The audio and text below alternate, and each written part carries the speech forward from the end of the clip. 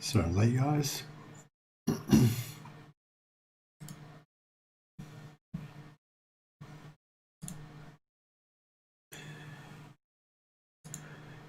get this stream set up.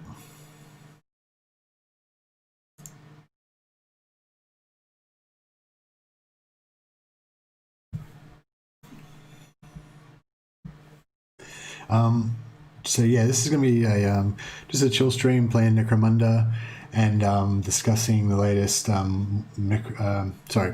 stream playing Mordheim, City of the Damned, because Necromunda's not out yet, and just discussing the latest videos that have come out been released by Focus Interactive and Rogue Factor.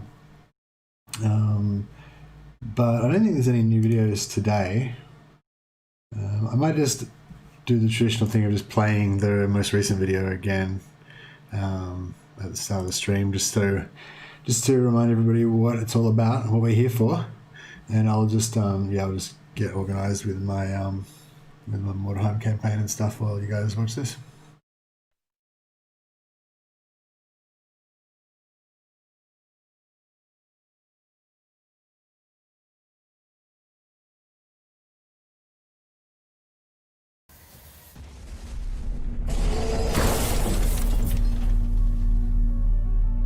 Welcome to Necromunda Underhive Wars, a tactical RPG set in a sprawling hive city deep into the grim darkness of the 41st millennium. Pick a house, recruit a gang, and vie for control of the Underhive. Our first priority is to build a gang for use in several of the game's modes, starting with Operations. Operations depict the ever-sprawling war for the Underhive between the various gangs of House Escher, Goliath, and Orlok, as they fight each other and among themselves for power, control, resources, and glory. We've chosen a Goliath gang and picked our leader, a heavy melee fighter of the Brawler class. Now we need to hire some members, picking their experience level, class, starting traits, as well as name, gender, and looks. The higher their rank, the more XP they start with, and the more expensive they are to hire. They also have more past injuries and boons that they may be dealing with. These hires also gain us infamy points, as the size and legend of our gang grows. We'll discuss what you do with those in a few minutes. The individual appearance of every fighter can be completely customized, with dozens of different cosmetic options across their entire body, as well as a vast selection of color schemes. If you find a style you like, you can easily apply it across your entire gang. Whether you individualize every member of your gang to their specific personality, or you have a broad gang style, is up to you, and the possibilities are endless. Our lay mechanic started with quite a lot of banked XP, so we can make some decisions about how to level him. We've equipped him with melee weapons, and we'll take the support and trickster class down a close combat focus so we can make some decisions as we specialise our gang into brutal hand-to-hand engagements. Every rank up gives some passive bonuses, as well as unlocking active and passive skills, which cost further XP to activate, contributing to more rank ups. After we upgrade some initial stats, we're then going to start picking skills that best fit our intended role. Active and passive skills are greatly varied and are based on rank, class, and house. They can also be upgraded up to 3 times to specialise further with higher stat requirements as they increase. As your fighters rank up, they may also develop talents, vices, and virtues, becoming their own character and making them unique in unexpected ways. This is on top of any injuries or death they may receive from being knocked out of action in combat. Credits can also be spent in the shop for items. Consumables, traps, grenades, armor, and of course, weapons. The Underhive Wars armory features flamethrowers, cryoguns, bolters, swords, massive axes, the list goes on. Finally, you can spend your credits on gambling caskets. Caskets are also received as rewards from matches in the Underhive, or can be found in the field. To be clear, in-game credits or caskets will never be offered for real money, and this is not and will not be a microtransaction system. Money is valuable in the Underhive, but not so much as blood and violence. Having purchased some gear, leveled up our gang, and customized them, we're ready to begin operations. The first phase of this is picking a sector. These come in various difficulties, decided by how many enemy gangs there are and their ratings, essentially a power level based on their available gear, level of their gangers, and so on. Each sector also has a specific goal to complete, and its own set of rewards and tasks. Beginning an operation means choosing your facilities and spending infamy points on unique upgrades. These are gang-wide and usually focus on additional credit, XP, or loot gains. There's a massive selection, so as your infamy increases from battles and hiring, find your preferred combos for your gang.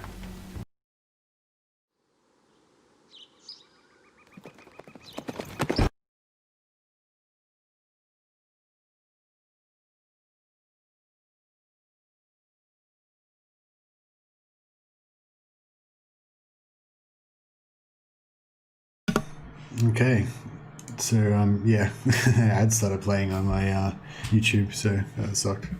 Anyway, we'll get back to this Necromunda game. I mean, Mordheim game. I keep getting confused now. So basically, the plan is that we're trying to make an all greatsword company, like the famous Caribou greatswords, except for our company is going to be called the Carlsborg Breaches because they're like a knockoff company. And I think I initially made this not warband, meaning them to be a shooty warband. But anyway, we'll just do a quick recon of what we've got set up so far. So there's a lot of problems with creating an all greatsword mercenary company in Mordheim. As we kind of look at skill selection stuff, you'll kind of get more of an idea of it, but it kind of like just doesn't, like nothing works, like nothing is the way you would like it to be, kind of thing. So like this guy, excuse me, the Youngblood hero, he can sort of do a decent two-handed sword build. Defensively, he can stack some agility. He can take dodge. He can take some dodge-related skills. But the majority of your troopers, you have to choose these warrior type guys because the other henchmen don't have the option to carry greatswords. So you've only got this. This is the only type of henchman that you've got the option to take. And these guys, they have a max of 10 agility, which is not great. That's going to give them like 50% dodge or something, even if they max it out. And then if you take all the other skills that they can get, you can get a bit more. I think if you take the Grimoires and just do everything you possibly can to get their dodge up, you can get it up to like 80% maybe or something like that. But yeah, it's terrible basically. It's still no good. So I think the basic plan with them is to give them heavy armor and just make them try to kill the enemy before they die. So it's kind of like playing like a Chaos Warband but with humans. So I don't know. I'm not really sure what the best strategy to do with this is. I'm gonna try to do. Dodge on my Youngbloods for defense. Dodge on my Youngbloods. Maybe melee resistance on the champions because they've got their special ability that gives them extra melee resistance. So they've got this. Every time they deal melee damage, they get another 3% melee resistance. So I can sort of stack that, but you can't really stack it very high. So they're not going to have a great deal of defense, basically. Basically, dodge is the only thing that can really give them defense. But I think we just want to put our stats into strength and toughness mainly. Toughness gives them a little bit more wounds, which means they can survive a little bit longer, less and more crit resistance. And strength just means they can do more damage, and bypass more parry chance and all that kind of stuff. So yeah, basically it's just not going to be optimal. We're still going to try and figure out what we can do to make it as optimal as possible, but yeah, it's not going to be great. The other thing that's terrible about it is using two-handed weapons on your henchmen. So I think all of our henchmen are low level at the moment. Any of them?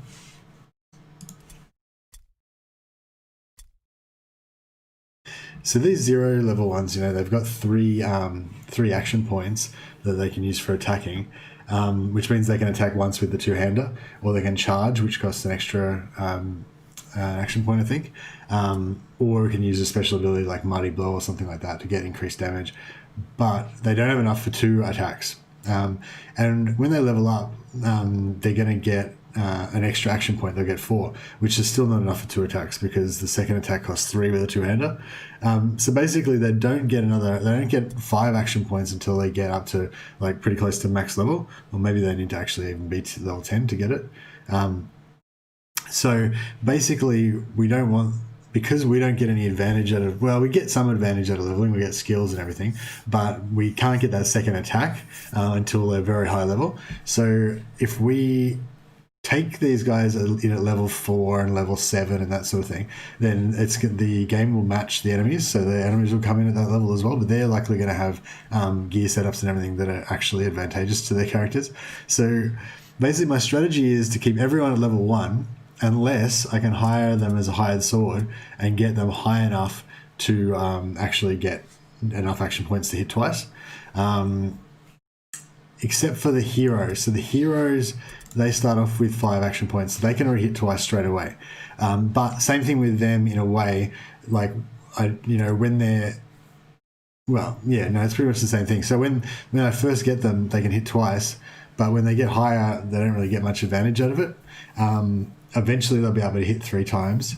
But yeah, again, it's sort of better for me just to either keep them at level 0 or hire them at max level. So that's kind of going to be the strategy. The other thing is that we don't have enough greatswords for all of our guys. So what I'm going to do is, so there's 2 strategies for this. So one thing I can do is just get enough greatswords so that everyone can have a greatsword. So that's pretty easy. I just hire champions, because when you hire a champion, they come with a greatsword. So I can just hire 10 champions, sack them again. I've got heaps of money, so it's no problem. And then give everyone a greatsword.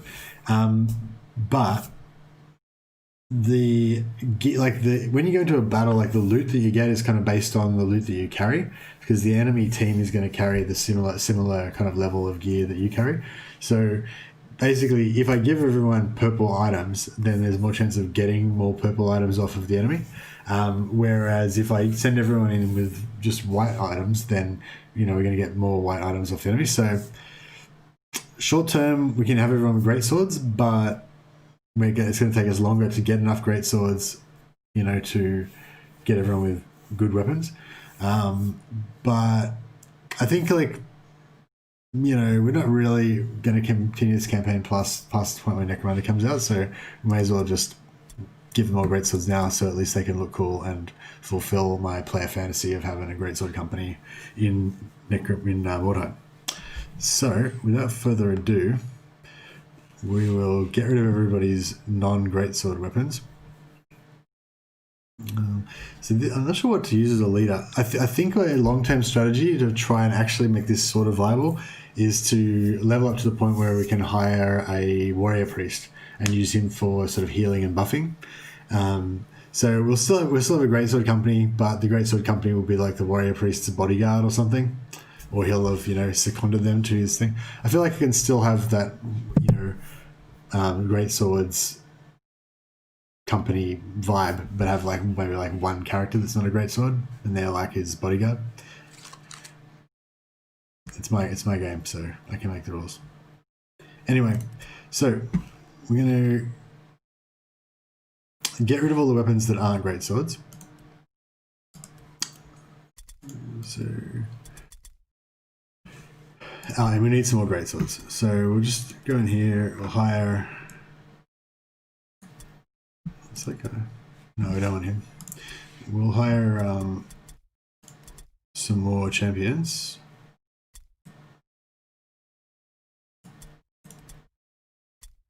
So this guy only costs 40 gold, and we get a greatsword out of it, so it's fine.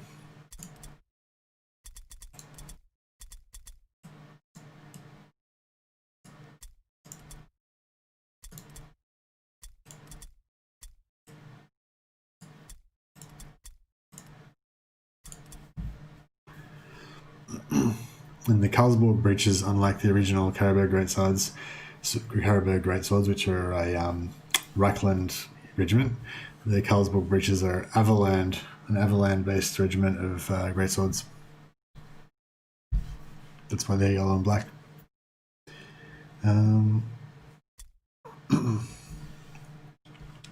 Alright, so we'll strip all these greatswords off of our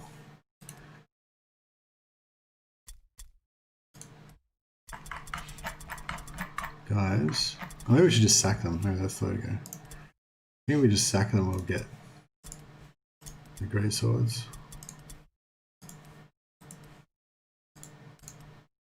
Yeah.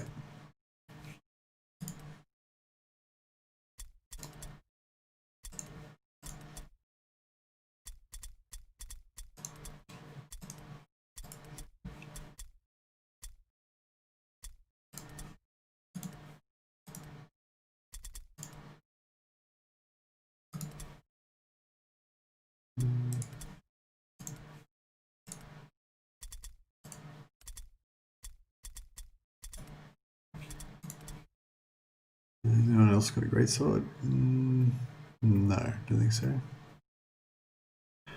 Okay, so I think one of these guys has got a purple. Yes, this guy's got a purple greatsword. He's only level 1. He's not a hero, so we'll give him a white greatsword. And I think we'll give the captain the purple greatsword because he's the least likely to die. We did have 2 purple greatswords and then we lost one because I let him die. So that pretty much sucked.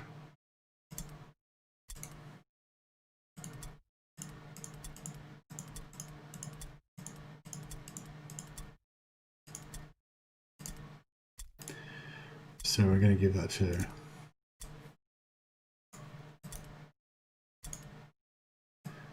give the captain the purple greatsword. So he should be a bit more survivable than most of the other guys. Strength-wise, yeah, sure.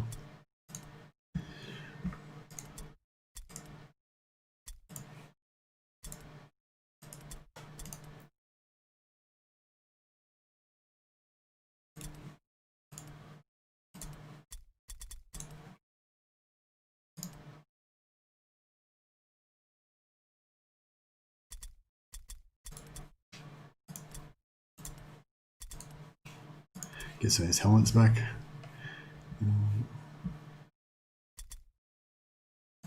So this champion needs some heavy armor, helmet, greatsword. Yeah, I feel a lot better about it now that they've all got greatswords. I mean, yeah, I mean, it was fine having the house rules or whatever that I was just collecting. They could use whatever 2-handed weapons until they got the greatswords, but it felt a bit wrong. Now they've all got greatswords, so it's, you know, it's how it should be. So this guy needs a greatsword. So this guy's one of the, you know, one of the young bloods, new to the greatsword company. Hasn't got his full armor yet, I guess. This guy needs to get rid of that thing that's not a greatsword. And okay, we need a lot more henchmen, warriors.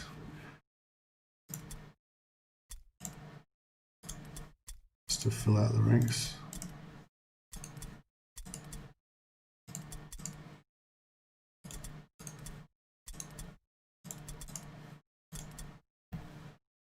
Cool. How are we going for greatswords? We're missing this guy. No, we need more greatswords. So many we need 1, 2, 3, 4, 5. We need 5 more greatswords.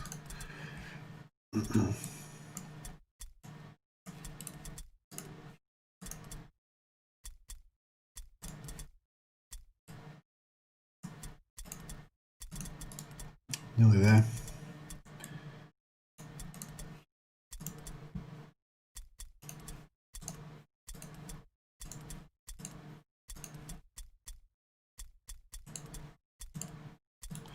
I just need 2 more.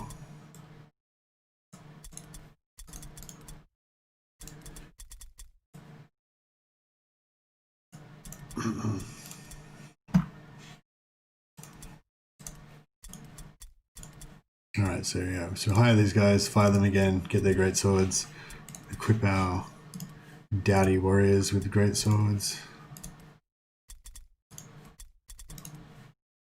Give him a pistol if they've got one. Yeah, give him a helmet.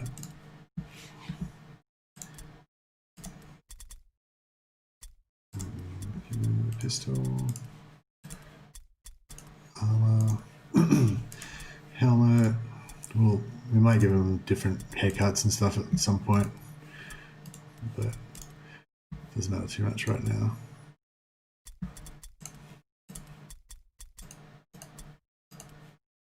At least they'll be set to do like a group photo after this, even if they don't have like very good weapons.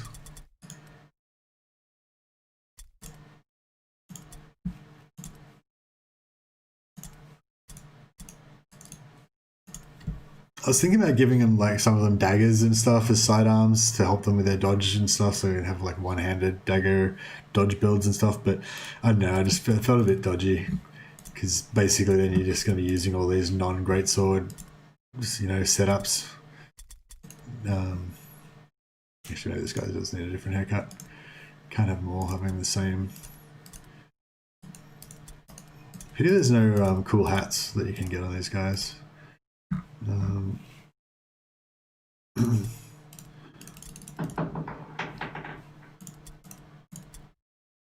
it's just, that guy's just... I think he's not one of our active warriors, but I'll just get rid of that as well just to make sure. Okay. Oh yeah, that's looking pretty good. We've got a few guys that are out of uniform though. So we'll just quickly fix that up. We'll just go with the preset for now. We might make them a bit more unique later on.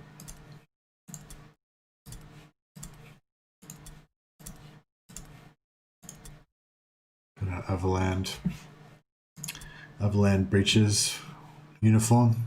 All right, we're looking fantastic. All right, that should do the job.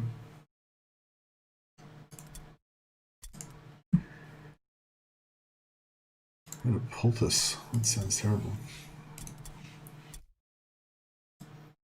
Yeah, so basically we're just looking for either rank 0 guys or rank 10 guys. There's not really much point in getting anything in between. Just double check that I need to put any stat points on anyone. Yeah. A little bit more weapon skill everywhere would be good, so we can hit stuff. I think these guys need intelligence, just they need to get like 9 intelligence so they can move a bit further, because they want to all wear heavy armor.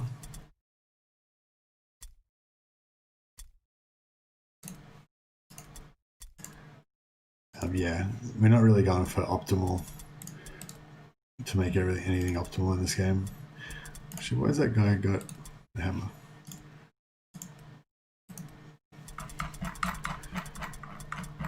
Don't want to accidentally take the field with the wrong weapon. Alright, I think we're good. Oh yeah, that looks fantastic. We should do a quick screenshot. Alright. I'm loving it. Pretty much achieved the goal already. That was all I wanted, just 10 guys with great swords and heavy armor. Well, a couple of them have light armor, but yeah. Alright, let's do this. So basically the gist of it is we want to get as much wordstone as we can, because we're trying to unlock the warrior priest special character. So I think we're nearly there, but it gets really high. So yeah, so I've been working on it. I'm up to reputation 4. So we're here. We got a free captain leader as a reward. No, this one.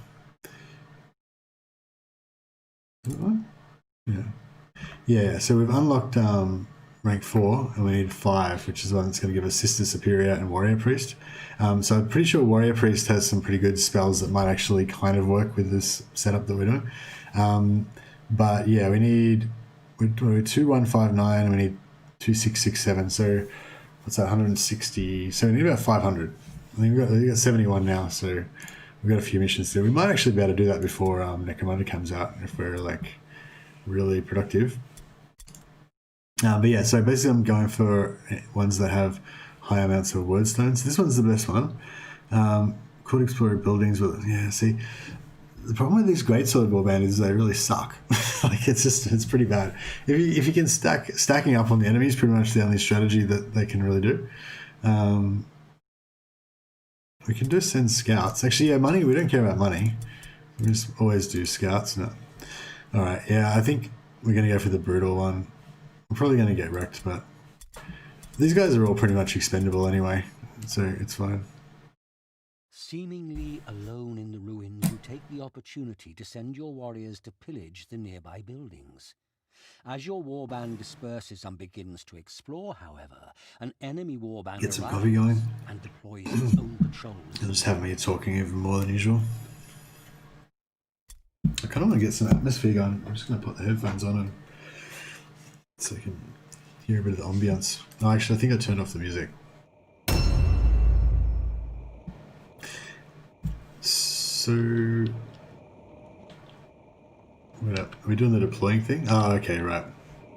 I was trying to do the one where it just auto deploys you. Right, so we're scattered throughout these buildings. Actually, maybe I shouldn't do the auto deploy one because we're gonna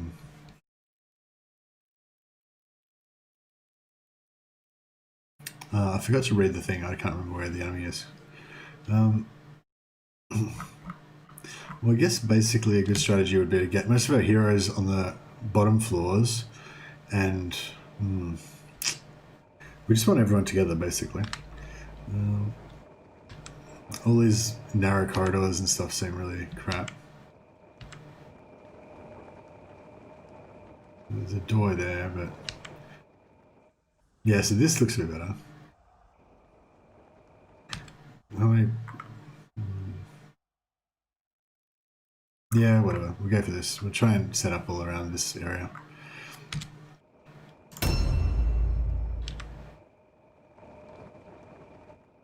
Yes, the outside's good.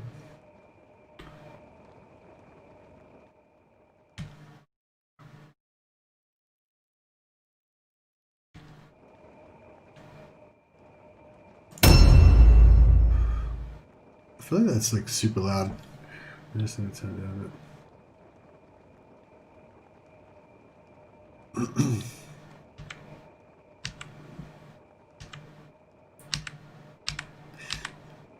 Yeah, so I've had this experience before where you have your characters all. Oh, this is kind of cool. So we have a bunch of them in here. They can at least be not isolated. Yeah, we have all your characters in these sort of corridors and stuff, and they're like really far away from everybody, and you can't get anywhere, and it's just terrible, basically. So yeah, if we can sort of just get everyone, it doesn't really matter where they are, as long as they're all together, and they can get near each other fairly quickly.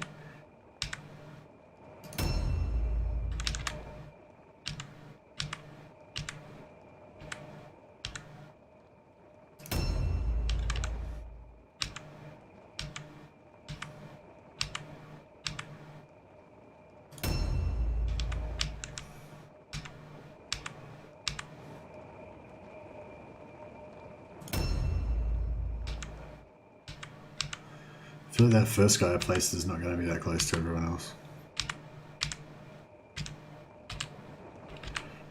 Yeah, I think we're just going to have to do the auto placement next time. Like, it's really bad. Like, it's going to definitely get my guys killed, but it's just, this takes a really long time.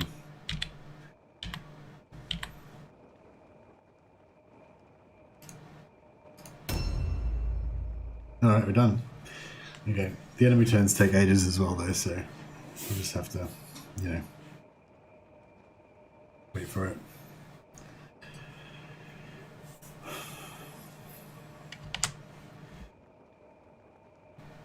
Any new announcements?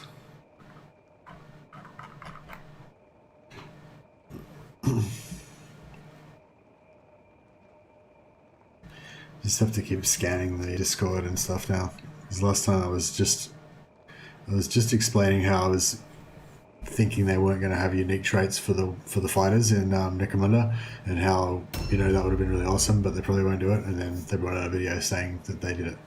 So which was good news. But all right, game on. Yeah, a little sneak peek at. So I've got any idea where the enemy is? Where's their wagon? Oh, there's their wagon over there. Okay, so I guess they're going to be over there. I'm not really a fan of gathering up too much wordstone unless it's sort of on your way. I feel like it's better just to try to kill the enemies as fast as possible, and then just loot the you know, just get your percentage or whatever of the stuff that's on the ground. Try and dodge that in case it's a trap. There is some wordstone over there. Excuse me. Still can't see anyone.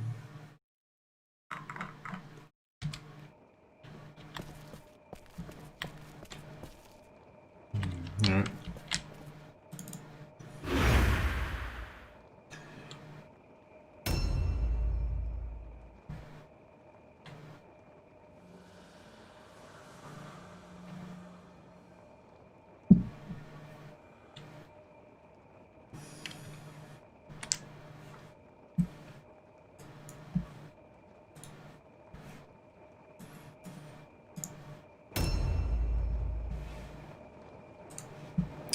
Right, I'm just trying this guy up with the other one.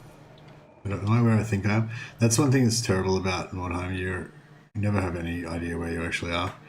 The camera is camera's not great. We see anyone? I kind of want to like run around there and spy with this guy, but it's a bit cheap. But oh well, let's screw it. Let's do it. Okay, so we're up against these guys. So the good thing about these guys is that the witch hunters is that potentially they can get great swords. Not the flagellants, but the witch hunters themselves can get great swords. The knight character, can't remember what they're called, can get like great swords. So yeah, so this campaign is basically about non-optimal setups for most of you guys, because you can't really do good greatsword setups for mercenaries or anything, and about just getting great swords, trying to find great swords. Currently we've got 1 purple greatsword and 9 grey greatswords. And once we get a greatsword that's purple or blue, we want to not lose it by giving it to one of the heroes that's hopefully not going to die.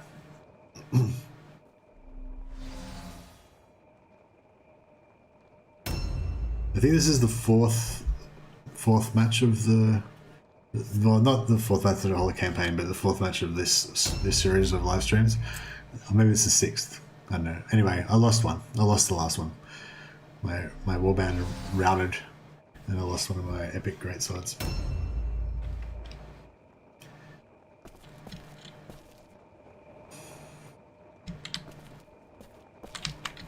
Yeah, so there's a bit of a science about how you like use these blue rings in Mordheim.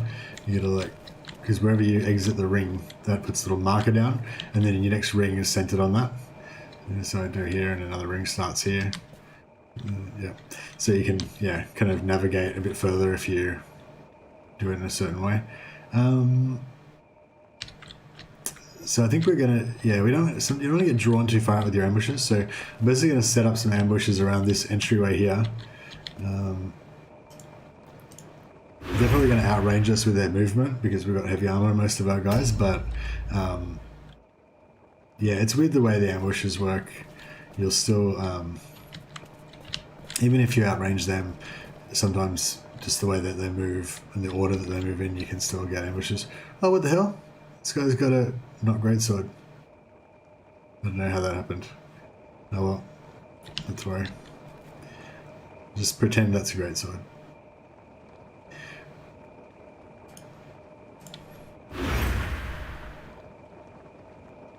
But yeah, we'll get rid of that as soon as we get out of this battle. If we're lucky, maybe we can even look. Oh no, I don't think you can equip stuff that you pick up, unfortunately.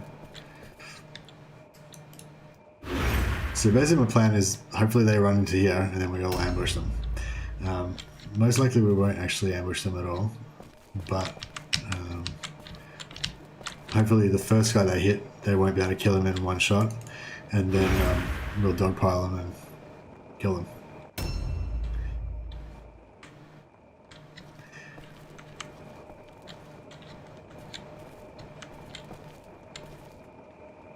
Actually, yeah, this guy's... I'm going to probably keep them back. So my only real strategy at the moment is to use the heroes have a bit more kind of durability. So my plan is to kind of use the heroes as armor to take the initial hit on hopefully one of these champions, and then we'll sort of swap once the heroes are a bit damaged. We'll put them in the back and use them as finishers. This guy's going to be isolated, I think. Yeah.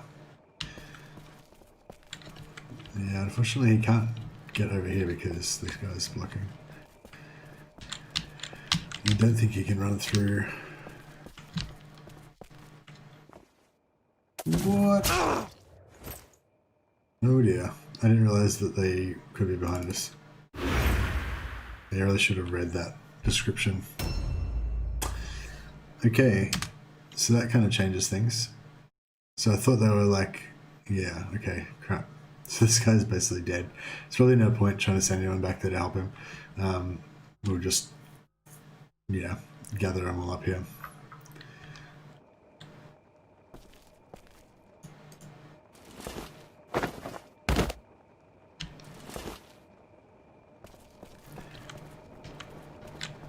So yeah, a key part of my strategy is not giving the purple weapons to the henchmen. When they die, they don't get that. They don't lose the weapon.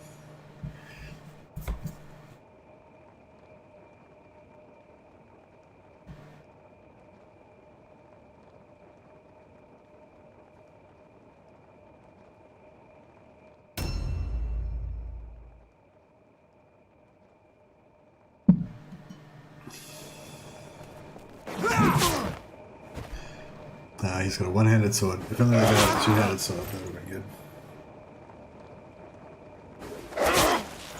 Oh.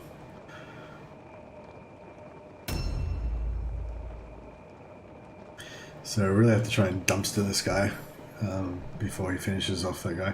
I think if you've taken a crit, every time you take a crit, it increases the severity of the injury roll that you have to take after the battle. So, yeah. It's not great.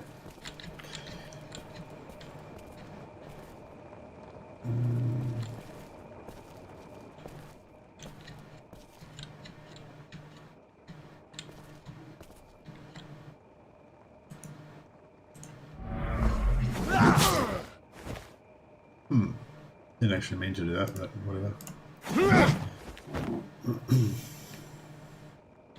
Yeah, I didn't think we were going to be able to stack up enough guys to kill this guy before he gets another hit on my compadre there. Uh-oh. Yeah, this... Okay, yeah, so this guy's going to... because he changed weapons, he didn't have enough action points to finish him.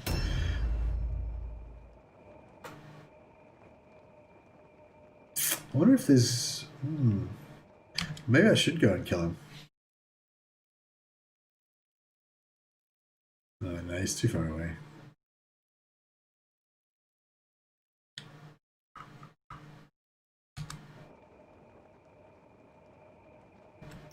Yeah, I might hit a delay.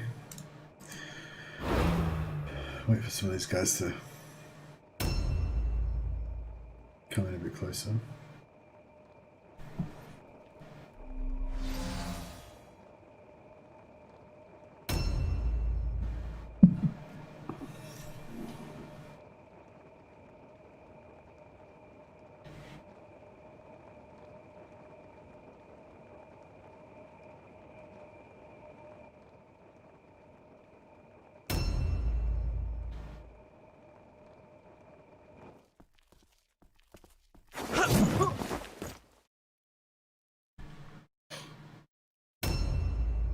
Yeah, I'm pretty sure fledglings can't get two-handed swords.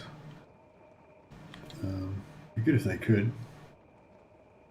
Who was that guy that just engaged us? Ah, this guy, yeah, he's totally dead. He's very dead. I feel like one of these guys might be able to come and charge into our death trap here. Yeah, I think I'm just going to wait again. I'll just move in. Okay.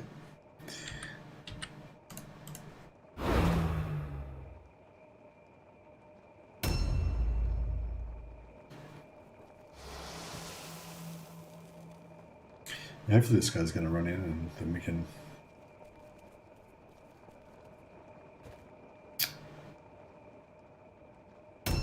Yeah, I'm not going to go into a building after them. This is the warrior priest that's over there, I think. Yeah.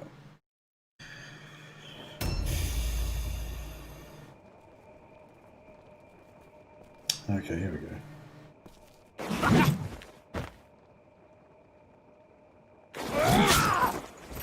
Oosh.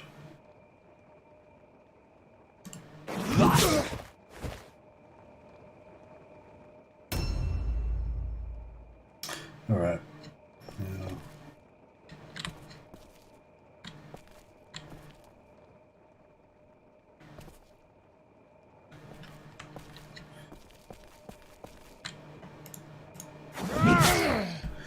What's going on here? They got a lot of health, or is this guy just not doing very much damage?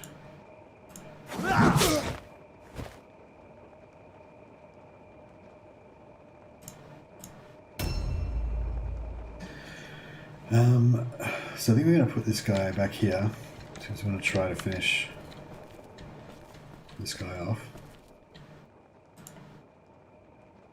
It's possible.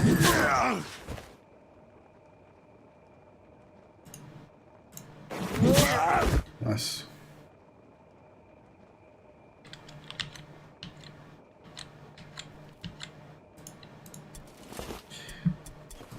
Yeah. Objectives updated.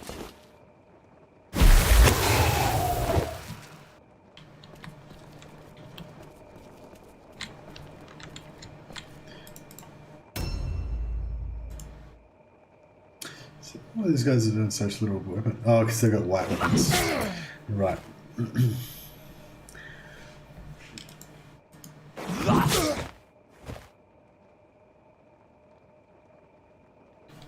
I have to check out the stats on some of these weapons later. I forget how the kind of forget how this game works now. Yeah, so dodge stance is the only thing you can do with a two-handed sword. You can't parry, so it doesn't really work too well.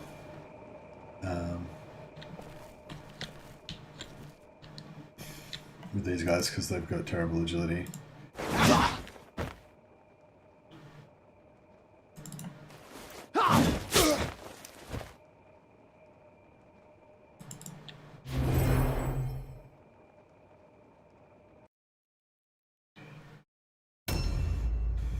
Yeah, so this guy's pretty much screwed.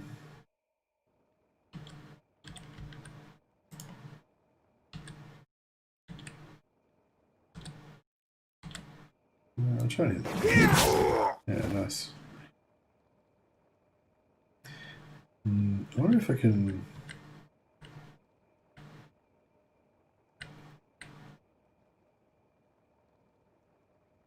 I wonder if I want to flee or if I want to wait. No, I guess we'll just wait. Let him stay there a bit longer.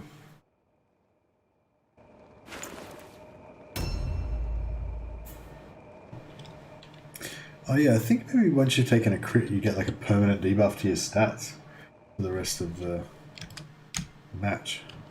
Is that right?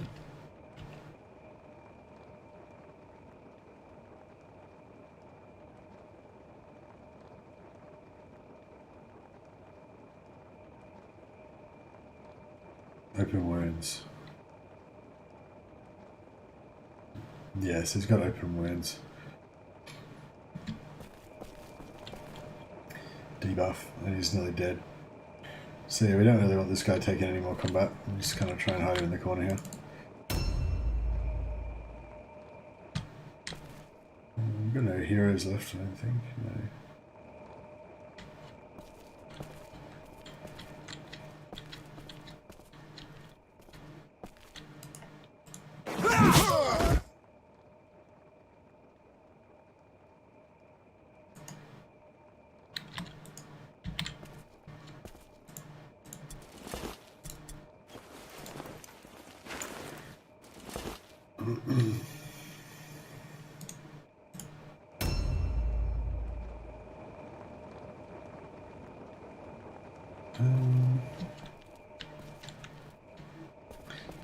We'll put this guy here in ambush stance.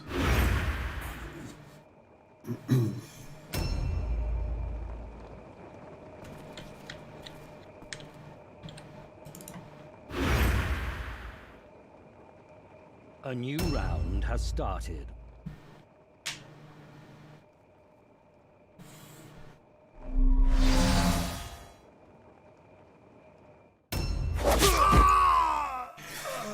Oops, he ate it.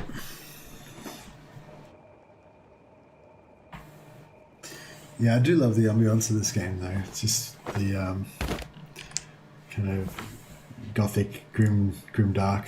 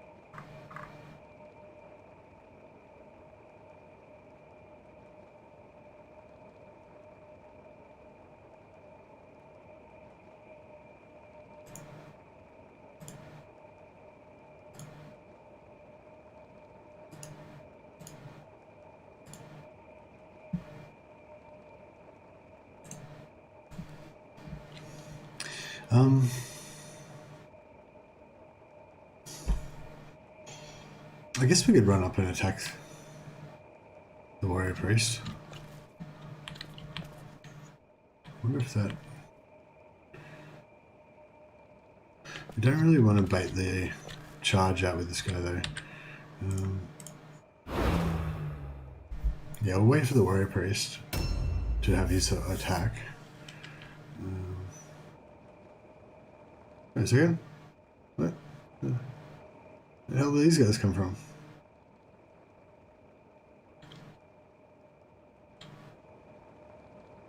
Are they both in ambush stance, like right there?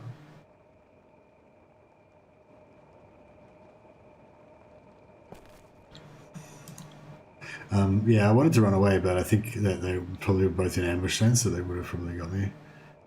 Yeah, so I may as well not waste the... Okay, so that one he wasn't in ambush stance, obviously.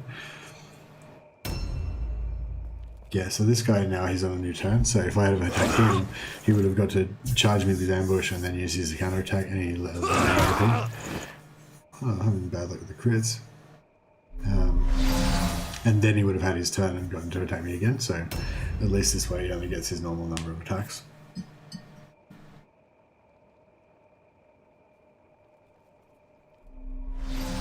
It seems like Necromunda is going to be pretty much the same in terms of the general way that combat operates, but instead of having like 9 attack points, you're going to have like 70 or whatever, and they're going to cost more. So the scaling is just a little bit different. I want to come back here and I want to kill that warrior priest. These guys have softer armor, so they're probably going to be easy to kill. Pretty sure I'm going to draw an ambush from this. Oh no, we managed to sneak around it. This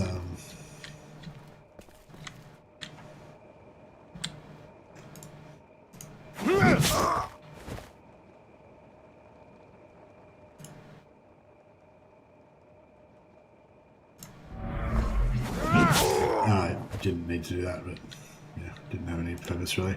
It's Sky's Curse is supposed to be okay if they've got a ranged weapon, and then you are kind of scouting with your Youngblood, and you manage to use your Squire's Curse to lock their weapon choice. But I don't know. I've never actually found it to be useful. I think I might have used it like once on a guy that had a bow, but yeah, it didn't change the outcome of the game. Put it that way.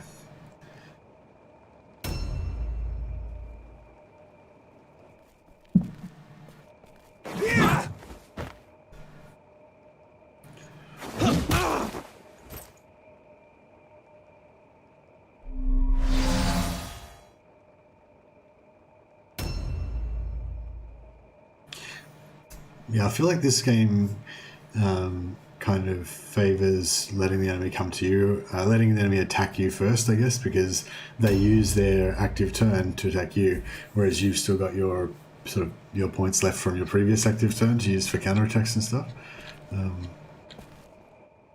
But it's not to the point where, you know, there's only one strategy. Like, there's definitely advantage to being the attacker sometimes as well.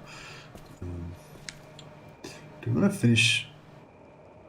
Well, this guy's the leader, so yeah, I think he's going to be the best. I probably should have moved around further, but that's okay. Best value in killing this guy early.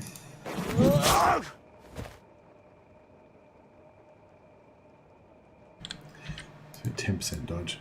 I don't know if this guy he might be makeable into a dodge character. I don't know if dodge and heavy armor really goes together very well.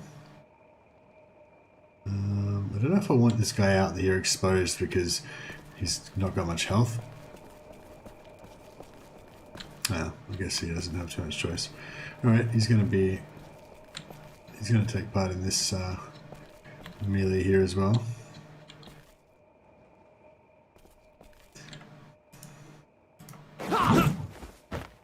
That sucked.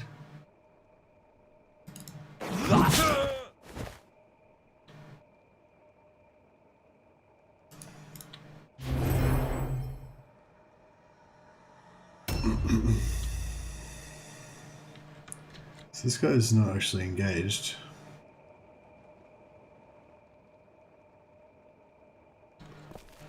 So I might get him into here and try and finish this guy. Oh yeah, because this halberd's one of the purple ones I think does more damage. I think that's how it works. We don't want to do that crap. Okay, so this guy's got full health, so we'll kind of just stick him out. Oh, okay, kind of stick him out here to bait a charge from somebody. That's pretty much our defensive strategy, is just try to take the hits on the guys that have the most health. There's no tanks or anything. Yeah, this heavy armor guy's a struggle.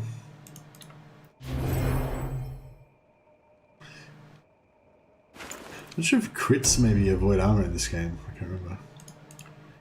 This guy's probably dead next turn anyway.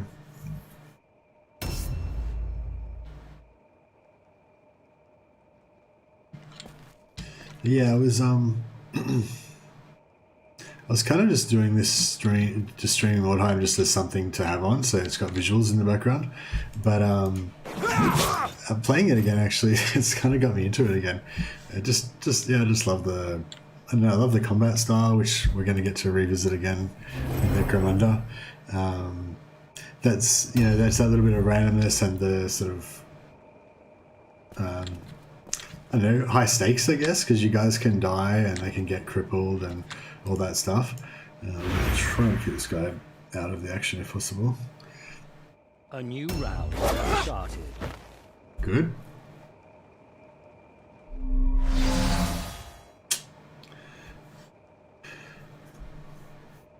Oh, good. Nice.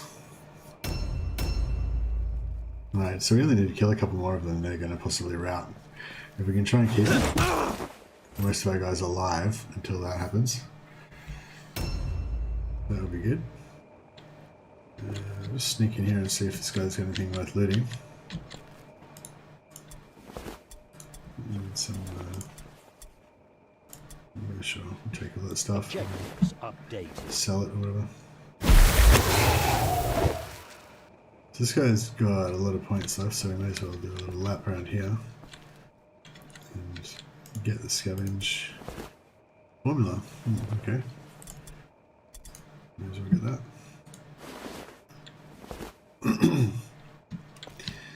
Right. Yeah, so we've got rid of his dodge now, so should mostly hit him from now on. And we can possibly even use a henchman to finish him off. Yeah, so like swift charge and stuff is kind of good on henchmen. Because because they do have that extra 1 point they can use. They start off with 3, and it takes 2 to hit. It only takes 2 to make the first attack. Objectives updated. So yeah, if you take a swift charge, then it actually makes their charge more accurate than a normal hit, and it uses up that extra point that would otherwise just kind of be wasted, because 1 point is not enough to do a second attack or anything. So I kind of feel like with this we should just leave that Witch Warrior Priest alone, and just kill this other guy, because then if this guy dies, then we could actually break their warband. Yeah, I just realized as well, giving all the guys purple handguns as their off weapons means that the enemy team's got heaps of purple weapons. So even though we're not actually using any of our handguns, the enemy team is using all of their, a lot of these guys have got purple melee weapons, so they're doing heaps of damage to us. So yeah, I think we're gonna have to play it a bit smarter, and lose all of the missile weapons basically, because the enemy team will kind of mimic your team in terms of how much you spend on things, but they won't have the same items. So so if we've got like 10, or we've say like 8 purple weapons with 1 great sword, 1 halberd, and a bunch of pistols. But we're not using any of the pistols, so effectively we've got 2 purple weapons, whereas they've got 8 purple weapons, and probably they're all equipped as their melee weapons.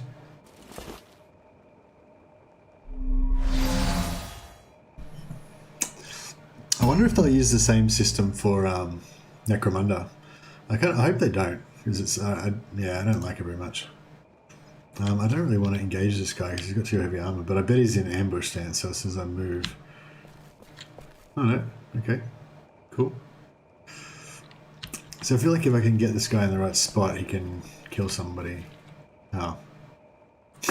I did not mean to do that. I just literally ran into this guy's zone of control. And he's got quite heavy armor and full health, so not likely to do anything useful here.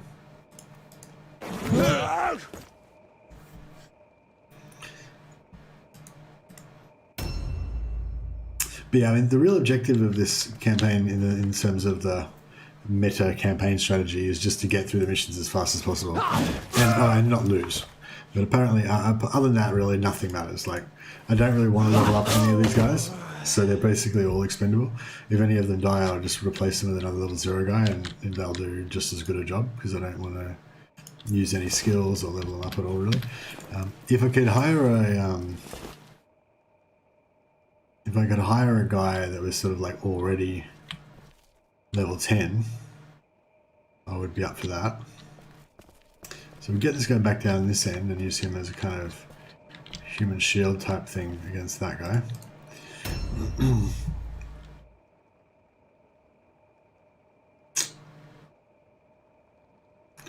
I feel like this guy's just going to die if we put him in there. But, yeah,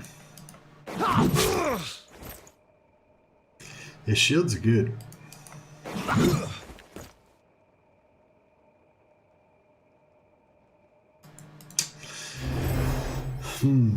No shields for us.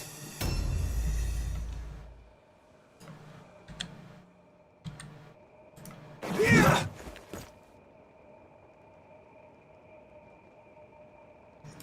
I don't think we're going to be killing anybody else in the near future.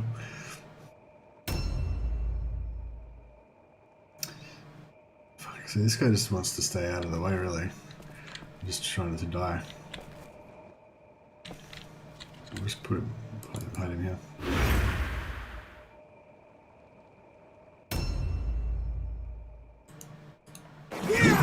So this guy's already taken a crit, so he's got minus 10% to hit chance, which is not great.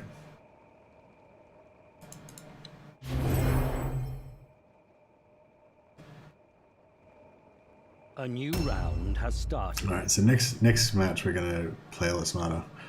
We're going to sort of organise things so that our guys have the best advantage that they can. So this guy should be able to do a bit of damage if I can get him in there.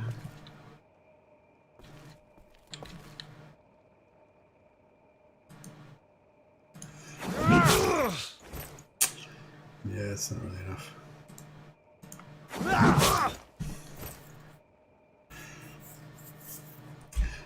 My other thoughts for like how to actually develop this into an endgame build was to sort of concentrate on the commander skills maybe, but I don't know.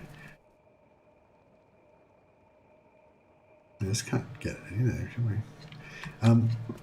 Excuse me. Yeah, I'm a bit disappointed. Like, I quite like this sort of chess game that you have of placement with the zone of control. In Mordheim, you sort of set up a lot of lines. I mean, it's pretty arbitrary. I don't know how much it reflects any kind of real melee battle at all. But yeah, I quite like this kind of overlapping. Yeah. These kind of overlapping zones of control and kind of figuring out, you know, how you're gonna set it up that's, you know, to enhance your chances of victory. But yeah, I don't see if that's, I don't see how that's going to come into like, I imagine they'll still have this exact same mechanic in Necromunda, but yeah, I don't think it's going to sort of play out the same way because you're not going to have as many guys, and the environments are a bit different as well, and you can kind of leap down onto people and stuff. Actually, I don't know if you can. I don't know if I haven't seen any of the videos yet whether you can kind of leap across. I assume you can, but I don't know for sure. So, like, if there's a gantry that like next to a platform or something, and they're on the same level, can you just like leap from one to the other? I think all the jumps that we've seen so far have been from like one level down to a level, you know, below, slightly below the first one. Outstanding. Yeah, so we've got some points. So just of it is like we'll kind of level them up a little bit, but once they get up to the point where they've got an extra what are these points called? Action points, attack points, whatever, the red ones. Once they get to the point where they level up enough to get an extra one, we'll get rid of them, and then we'll eventually replace them with. Did that guy lose his greatsword? That's BS. I don't remember seeing them loot him. But oh well. Yeah, we didn't get any great swords, unfortunately. Oh, we got a Master Formula of Reach. That's pretty good. I don't know what that is, but we want to collect them all, so.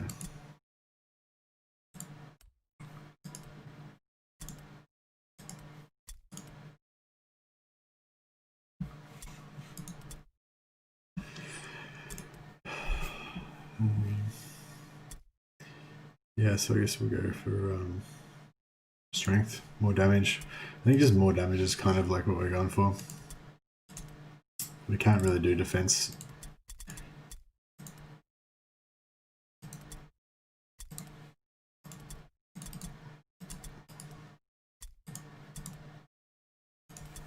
It seems, just by the looks of it, it seems like the stats are going to be the same in Necromunda.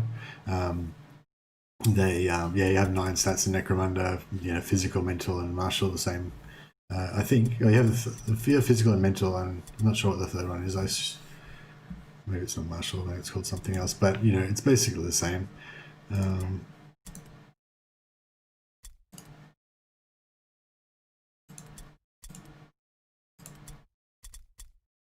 So that's all good. Excuse me.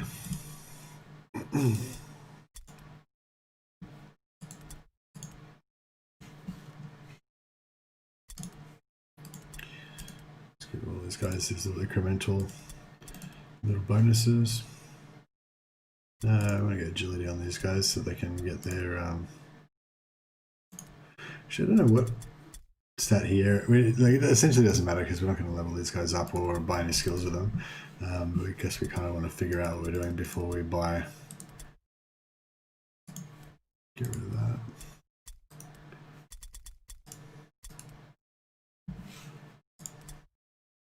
I think I need some more great swords, so we'll just hire a bunch more of these guys.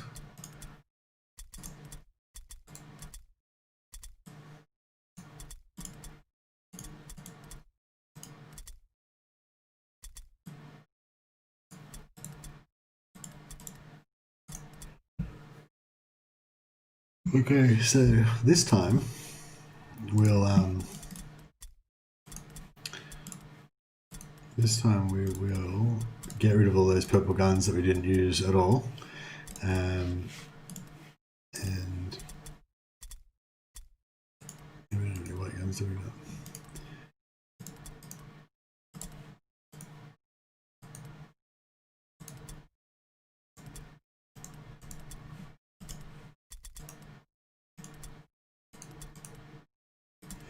Yeah, this will just make it easier for us to get more, get through the wins quicker.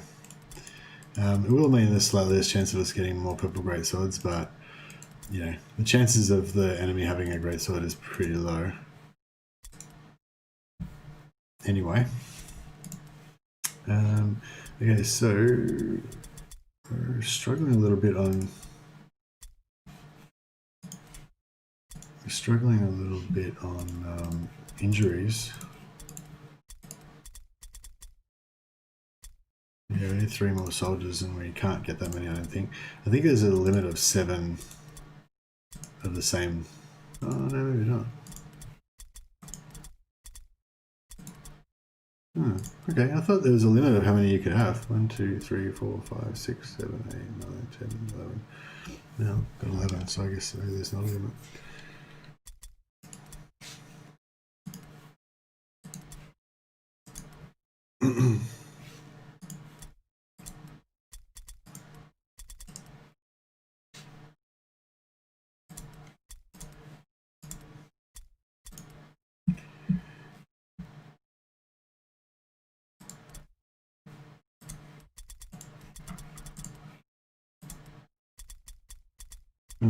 Alright, okay.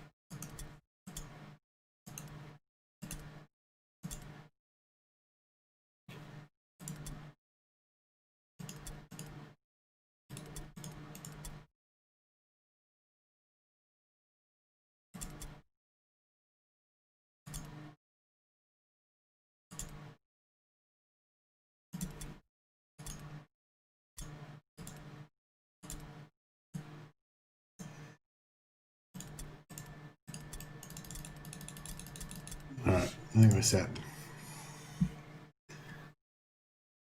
Yeah, we're all got our great swords. 158. Oh, we're making some bank, so we're like a quarter of the way there now towards getting our next unlock. New hired swords are available. New hired swords. Okay, so yeah, so if we can get like a level 10 guy, or close to. I wonder if we buy these low level hired swords. I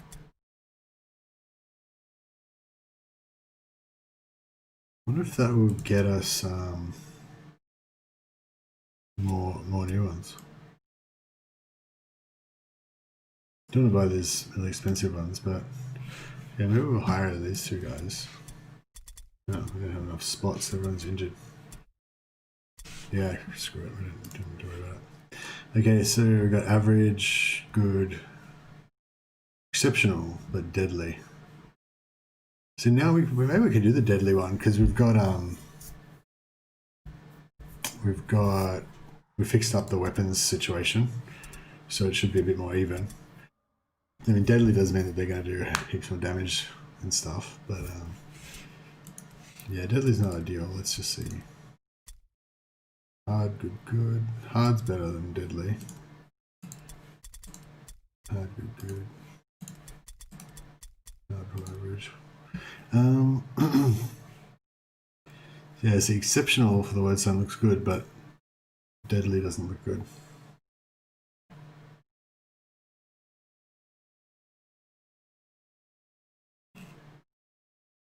Now we'll go this one and hope that we are the ones that are around our wagon. A ghastly manifestation frightened your warband No, and scattered no, them in unlucky. ruins. We're the ones They that got soon scattered. recover from their fright. Alright, But so we're going to before probably the get a bit warriors wrecked. can regroup, an enemy warband arrives and deploys near their wagon. I'm watching the announcements in Discord like a hawk, seeing if there's a new video coming out, but there's nothing yet. A new round has started. Figure that out. Yeah.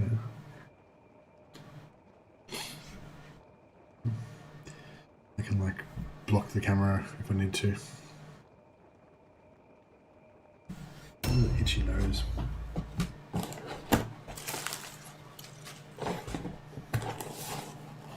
Excuse me.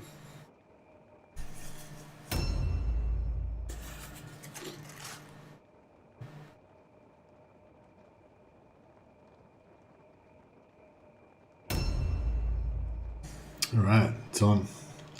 Let's do a bit of a recon.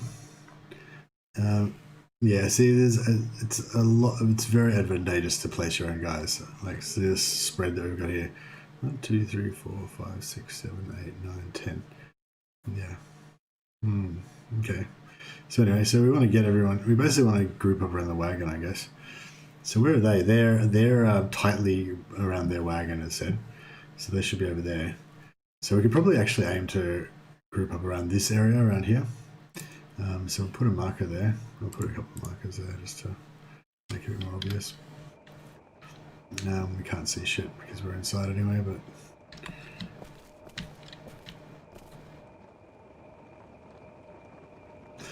I don't know. It's something about just this, just the way it looks. Like it just looks like there could be, treasure and danger lurking around in every corner. The decor of the buildings, I guess, and the ruins, and yeah, I do love this game. Like just the bones of this game, like the combat, the visuals, the character models, like everything about it. I really love it.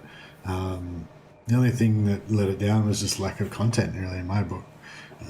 I think when it first came out, it was a little bit buggy, maybe, and a couple of things didn't work, and it didn't have very many warbands and stuff. But yeah, by the end, it pretty much had everything I wanted in a game. If it just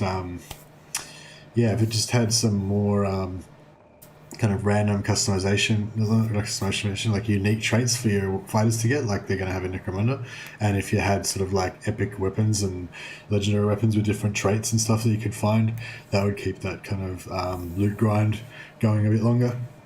And in terms of fun, I guess if you just had more enemies, like when you come across like an ogre, a chaos ogre, or a demonette or something like that, it's pretty exciting in one of these single player maps.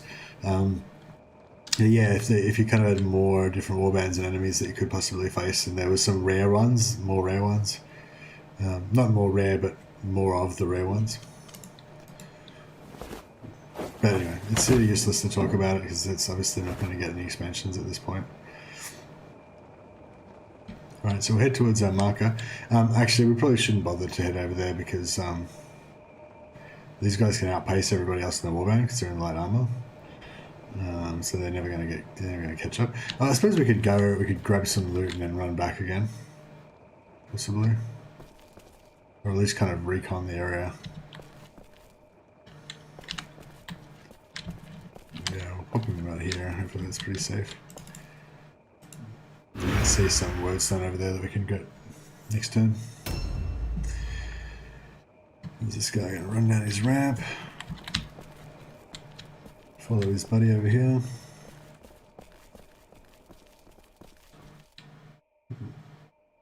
All I see around. Yeah, we'll get in here, grab some of this wordstone and get it secured before the rest of the warband catches up.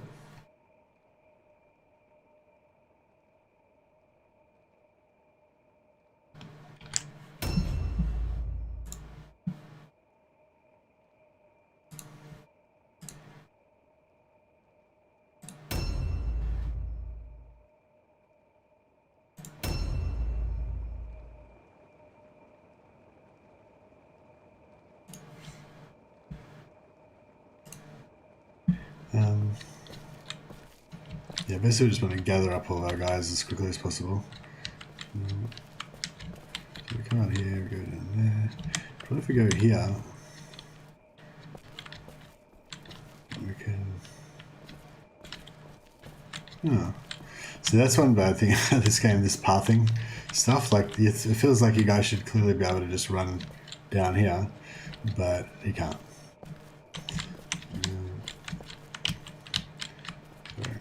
So yeah, so if we start here, the optimal path is probably going to be... I wonder if you go this way. No, that doesn't help me at all. Ah, maybe it does. No.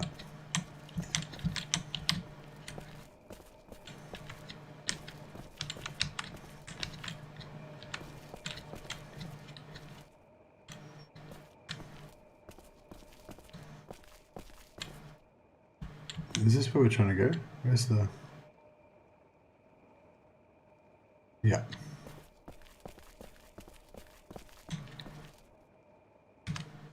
We can't see the enemies yet, can we? No.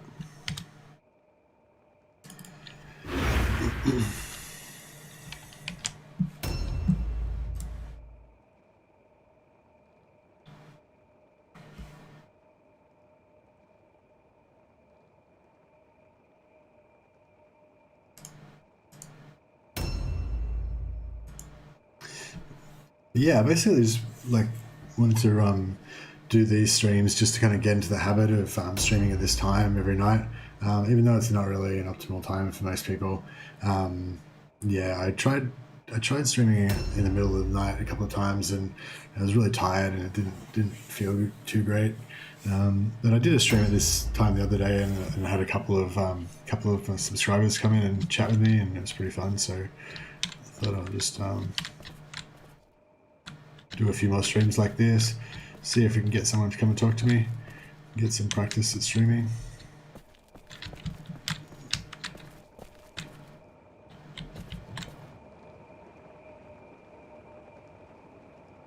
Where are we going? Yeah, this is the bad thing about Mordheim, you never know where you're going. Okay, so this guy's facing the right direction, apparently. Right, there we go. Yeah, so mainly I was sort of thinking it was a discussion stream and just having these visuals in the background, but yeah, I actually got back into it and I'm like really enjoying playing it now. Oh, there's some loot there. How do we get out of here? Do I have to go upstairs and like jump out the window or something?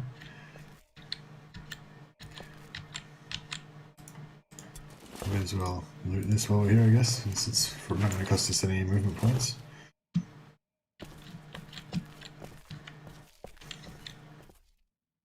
How the hell do we get out of here?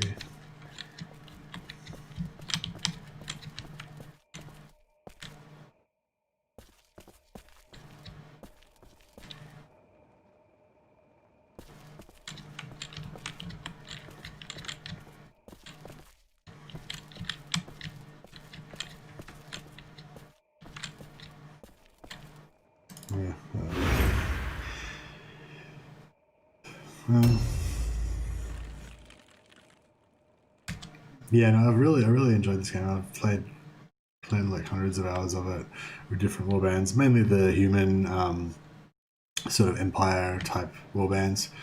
Sisters of Battle, I played a fair bit. I really like their aesthetic. It does get a bit boring having no range, but yeah, I don't know, they're pretty cool.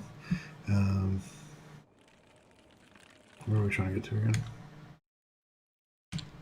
Turn left. Okay.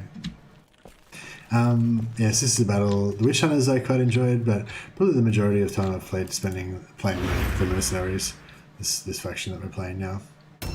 Just I kind of like their aesthetic the best. For me, it's mainly about kind of roleplay considerations, I guess. I mean, I'll get interested in some particular strat that you figure out that you can do with something, like with a certain character setup or a certain faction or whatever. But and I'll definitely try out different factions. But the thing the thing that kind of keeps me coming back to a faction over and over again is just, you know, if they're cool, if I like them. And yeah, I don't even particularly like the abilities that the human mercenaries get that much, but I just like the way the models look, basically. Hey, purple helmet. Another formula. I don't really want that button tail, but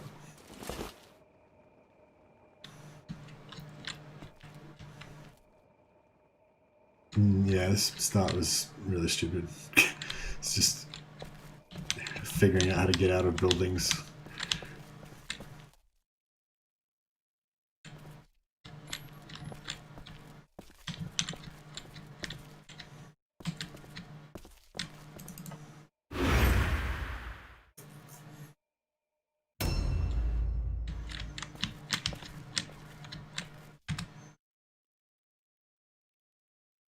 Okay, here we go.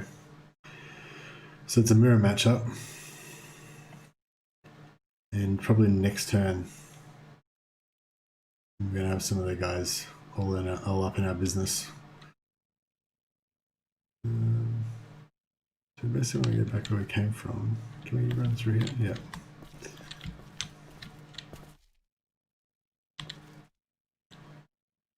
Okay, so basically just going to probably stack up around here.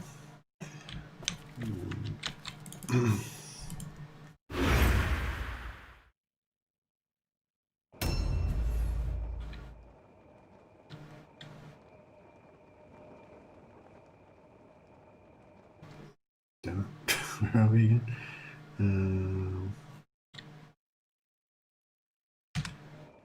Okay, so let's go that way. We just jump down here. Yeah. 48%, it's not great.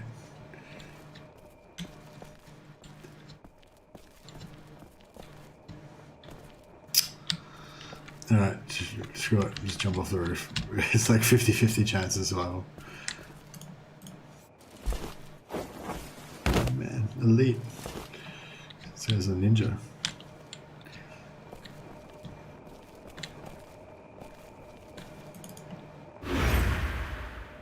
Yeah, it's the problem with having all your henchmen with heavy armor means that you can't really move very far. Yeah, I wonder, I mean, if we could... I don't know. Maybe we could give them all light armor, but I feel like it's not really in keeping with the greatsword thing, even though technically they'd have great swords, but...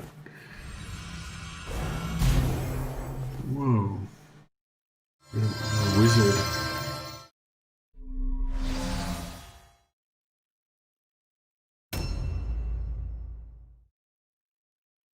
Yeah, they're gonna have be a lot more shooty than us, probably.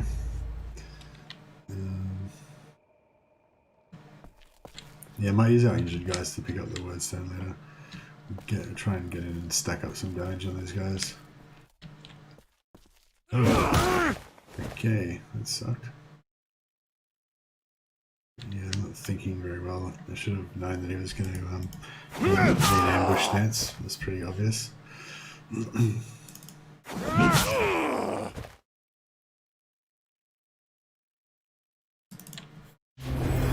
Yeah, at least he's got a dodge, which is going to help him mitigate some damage next turn.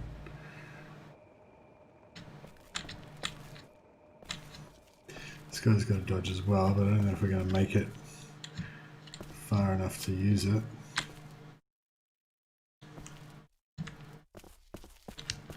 No, can't get in there.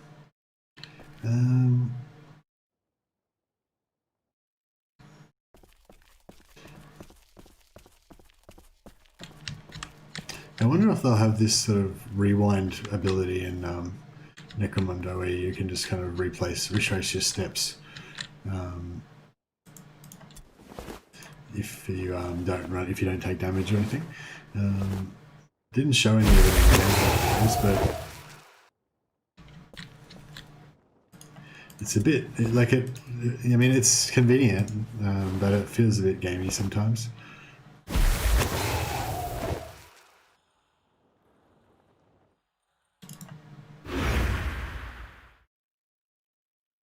Yeah, I mean, tactically it's a bit of a boring campaign, I guess, because they just don't have any abilities. They can't do anything good. They don't have any decent specs to go for. But they've all got great swords, and they look really cool, in my opinion.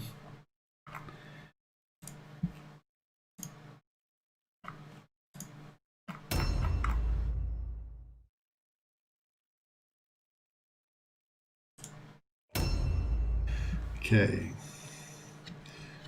Get some, just move these guys up so they get in the fight earlier.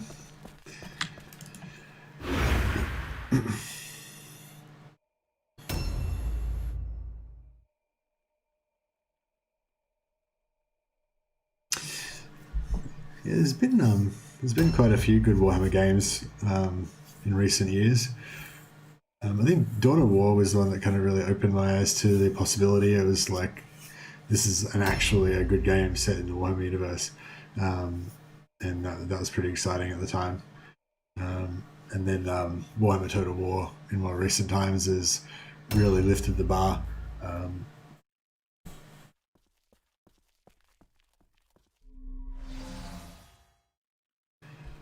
But yeah, I think Necromunda definitely has the potential to join the list of really excellent sort of top of the line Warhammer games. I'd say actually I'd put Blood Bowl in that list as well. I feel like Blood Bowl's kind of a perfect game in a way, but it's a perfect tabletop. Like, it's perfect for what it's designed for, which is sort of like a limited league play where you sort of like start with a new team, and then you can we get a charge on this guy? No, damn it, that would have been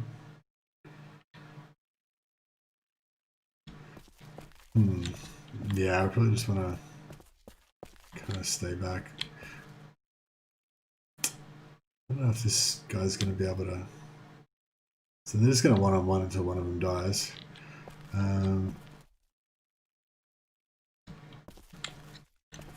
Basically, I just want to delay this guy and see if. Oh, there's no point delaying because. Yeah, okay. We'll just lock this guy.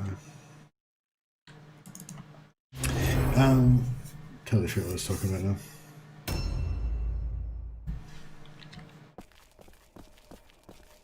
Oh yeah, so yeah, Blood Bowl I feel like is kind of a perfect game, just the way that it mixes the kind of the character development and the actual strategic gameplay of the matches with the permadeath and the injuries, and the way that you can kind of, it's just sort of balanced so that you can just kind of keep your warband, you just keep your team going if you're a squishy team, and you kind of like taking injuries, but you're making money and you can hire new guys and that sort of thing.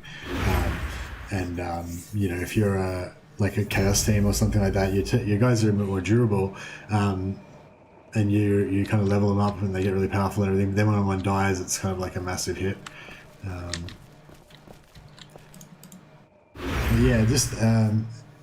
But yeah, it's kind of really got a really cool balance, like really cool asymmetrical balance between skill teams and bashy teams. But once you go beyond a single season, it kind of loses its, the balance kind of goes out the window. Like bashy teams just cream all the other teams eventually, and then the bashy teams kind of just get the advantage. But yeah, if you play a single season of like, how long they go for, 12 matches or something like that maybe, then yeah, your teams kind of develop, and it's you take more injuries maybe on the squishy teams, but you get more star player points, and you end up with some really high level, almost magical guys like elven wood elf war dancers and stuff like that. Ouch. Alright, looks like our Youngblood's going to win this one-on-one.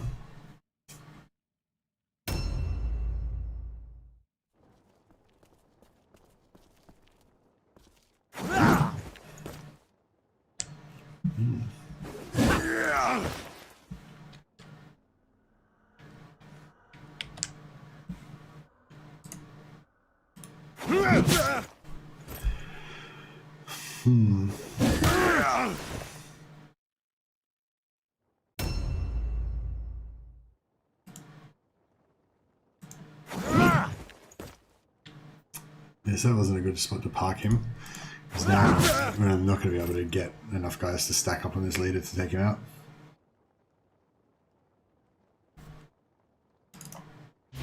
Hopefully get a dodge in next time. He might survive one more round. Yep.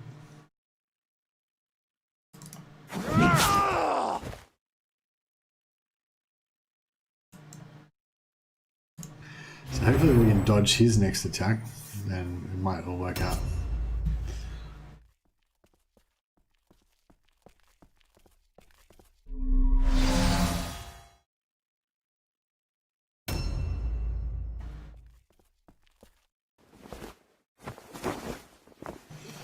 What the hell? This guy's like climbing up the wall. He's gonna try and... Oh, okay. Right. Jeez, I didn't even think of that.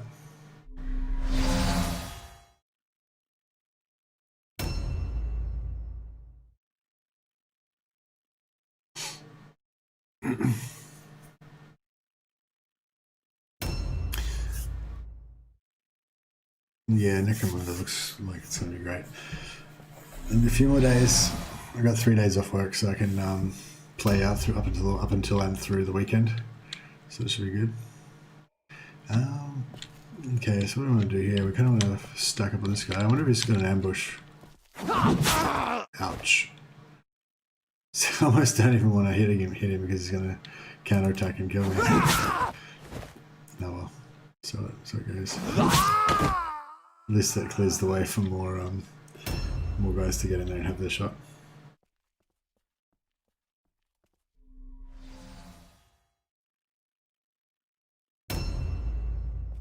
Surprised so many people seem interested in like orc warbands in Necromunda, like the really out there stuff.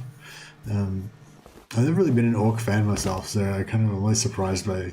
I guess I've known a fair few orc fans, but yeah, for some reason I'm always still surprised that people are fans of orcs. But especially in a game like Necromunda, where orcs aren't really like a core part of the background. Alright, so let's get this guy stacked up with some...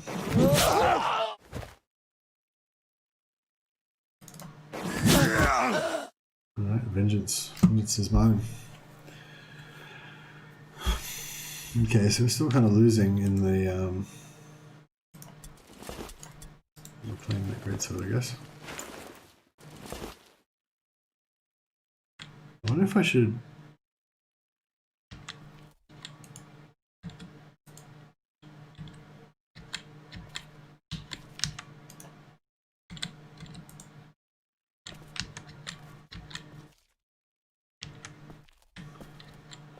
Where's this guy's loot?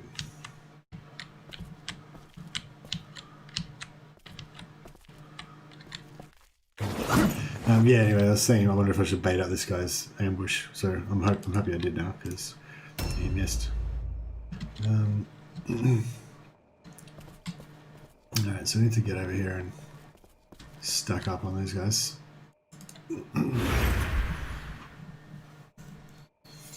Yeah, I've had a few people ask about orc warbands and stuff in Necromunda, and I'm like, yeah, what? I find that kind of weird. Like, why? Like, isn't there heaps of other stuff that you would want before that?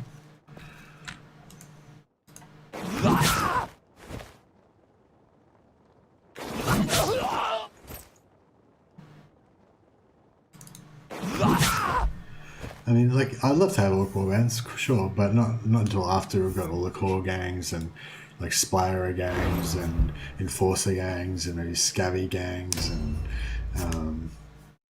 I'd probably even prefer like Chaos Cultists and stuff, like that's sort of possibly sort of hiding in the hive. But I feel like Eldar gangs and Orc gangs and stuff like that are kind of like an extra level of kind of outlandish. I suppose Orc gangs aren't. Yeah, I don't know. I suppose they're both around. Like there's probably orcs. There's orcs still. The orc spores kind of can never be eradicated. So there are orcs like native to Necromunda. I'm pretty sure out in the wastes or whatever. And I'm sure that there's Eldar pirates and whatever. floating around, stealing hivers to use as torture slaves or whatever. But yeah, I don't think those things add to the... Like, they'd be cool to have, but I don't think they add to the kind of Necromunda aesthetic, to the Necromunda background. You want more of that stuff that's specific to the Necromunda world to kind of flesh it out and give it that character.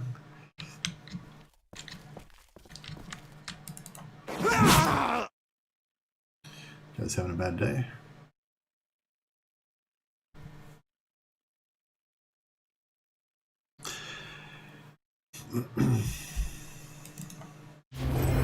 What day is it? Thursday. I think it was on Monday or Tuesday.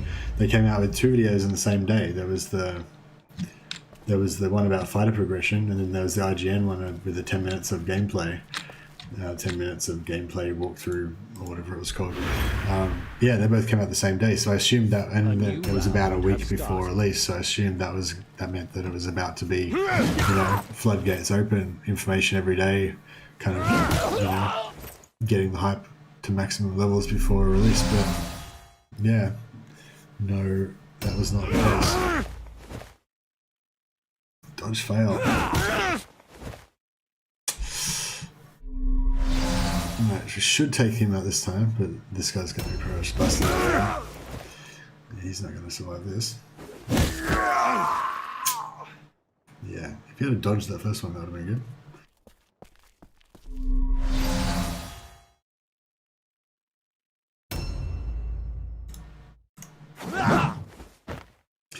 Oh, come on, I need this hit.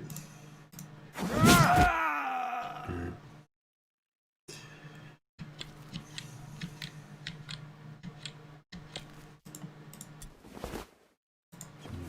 Stuff. Alright, so is there... There's gonna be like a ranged fighter around here that's just gonna... Yeah, I probably should just run. This guy should just get out, get away.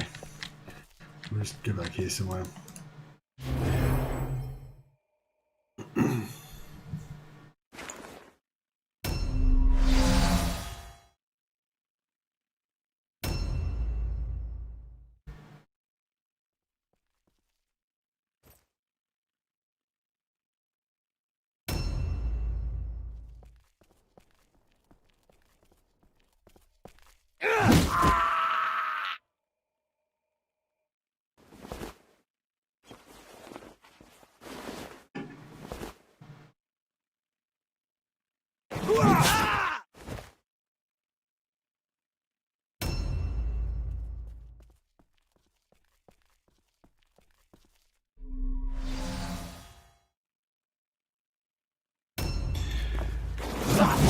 Yeah, so I'm not really sure what the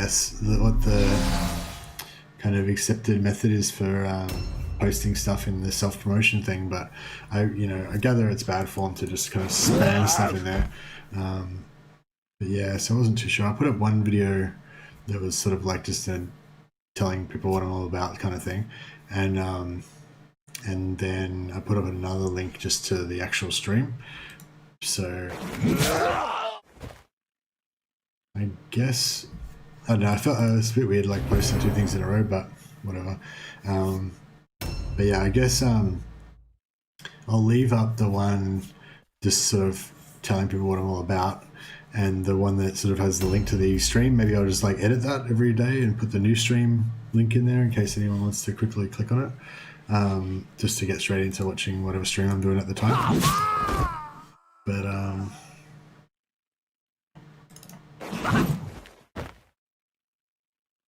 yeah, I don't know. Thought I'd check it in there anyway.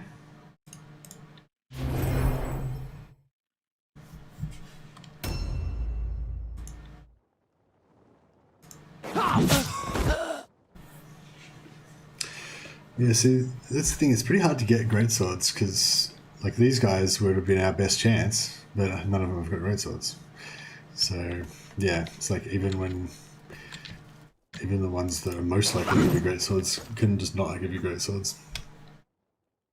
It's pretty much only mercenaries and witch hunters in the mercenaries are the most likely to have the most characters that can carry greatswords. But yeah, none of them do have any in this particular instance.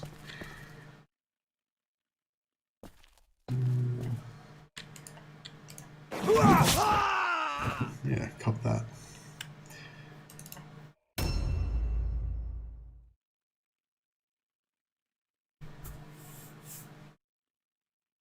It's sleepy already.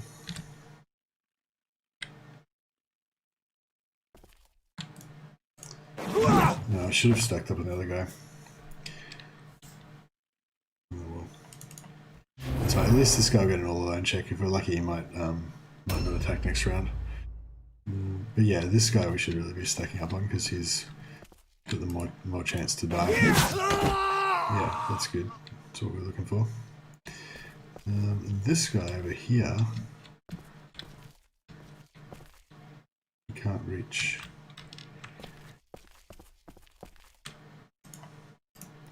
Got one more guy. Hopefully this guy can reach.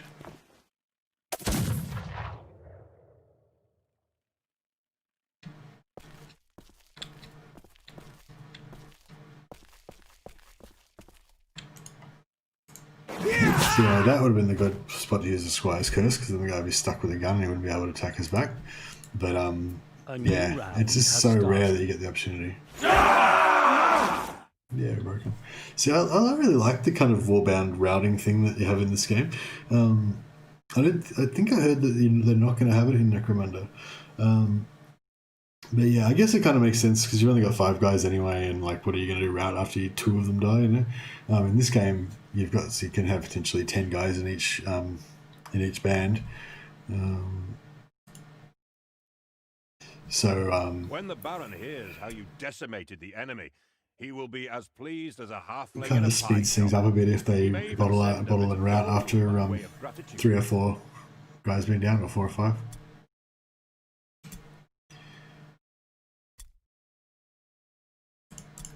Nice progress.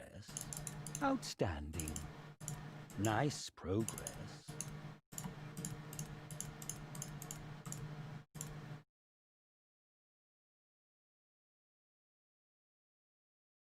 Yes, this guy just lost a strategy point, so we'll just get rid of him basically. I don't want any gimps. So that was the greatsword I looted off our own guy, so we haven't actually got any more than we started off with. Yeah, so this guy, I'm gonna pay him, and then fire him. Cool. So this guy, we've got a bunch of recovering guys, so they can come back in after we flick the day over to the next day.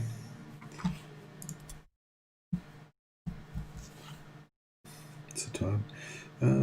Yeah, it's only 2 hours, so I was planning on being on a bit longer, but it doesn't seem like anyone's going to come on. For tomorrow night, I'll probably be up really late, so we've got the weekend, so I'll yeah, that's Friday for us in Australia, so I'll probably jump on at the same time, so 9 o'clock Melbourne time, 12 o'clock London time, 7 a.m. New York time, just to give a cross section of the world. But I'll probably stay on like until like 2 or 3 in the morning, maybe even. Actually, I don't know, I shouldn't promise anything. See how I go. But yeah, I may be on later if I get into it.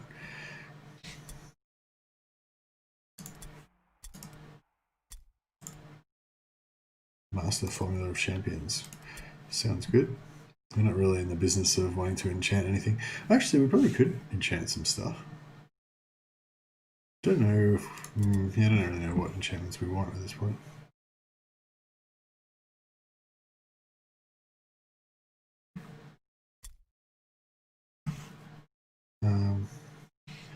So yeah, we just want to rank 0 guy.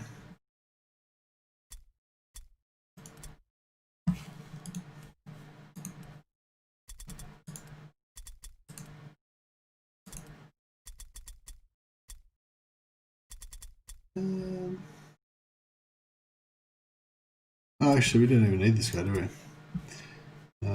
Sorry, guy. Get rid of you.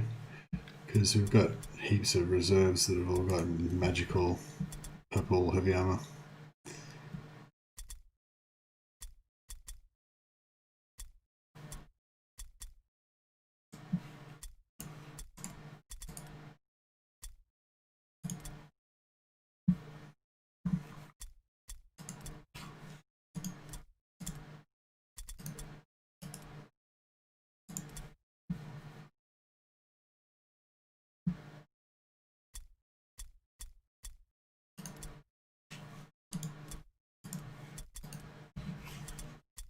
What's reach do?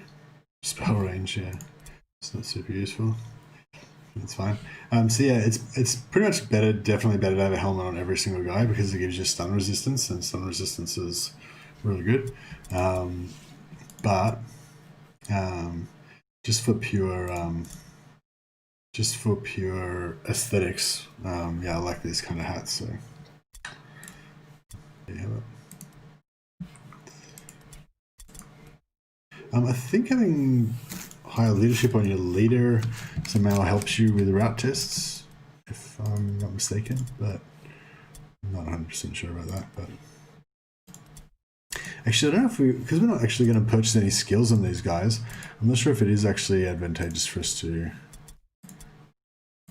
So like weapon skill is good because it gives you increased hit chance, and agility is good because it gives you more dodge and and all that kind of stuff. Strength gives you more damage. But intelligence, I mainly choose it so that I can take intelligence-based skills. But we're not going to actually take any skills with any of these guys, so yeah, probably not much point. I'm not sure if there's any way to increase the amount of hired swords we can get, because hired swords is basically how we want to get our guys. So yeah, I'm not sure if it's actually cheaper to get higher swords or if it's cheaper to level up, because you have to pay a certain amount of gold every time you level up a skill. But the issue with it is that it takes a lot of turns of time to level up your skills. They got to sit out for like 2 or 3 or 4 turns or something each time they level up a skill, which is not great. Whereas if you just get them as hired swords, they're already leveled up.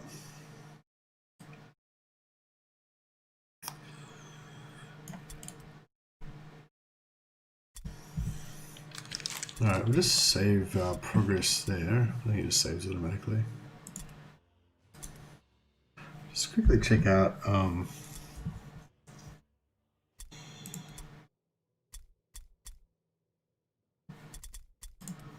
the question is to get a bit of an idea of the capabilities of a Witch Hunter Warband.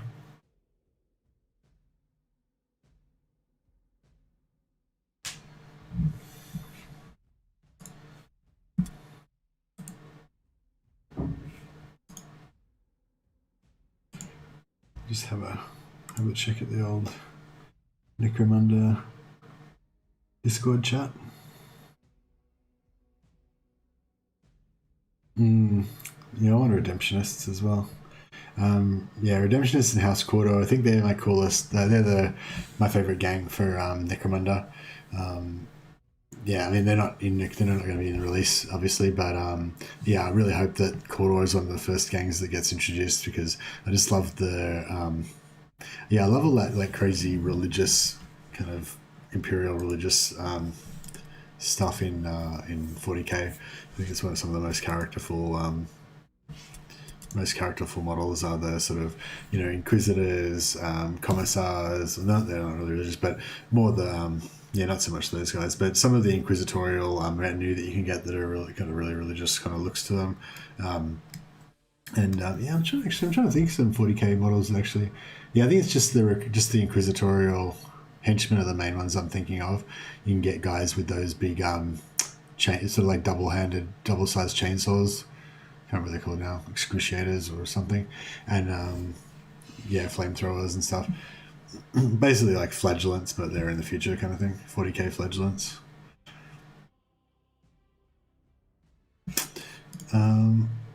So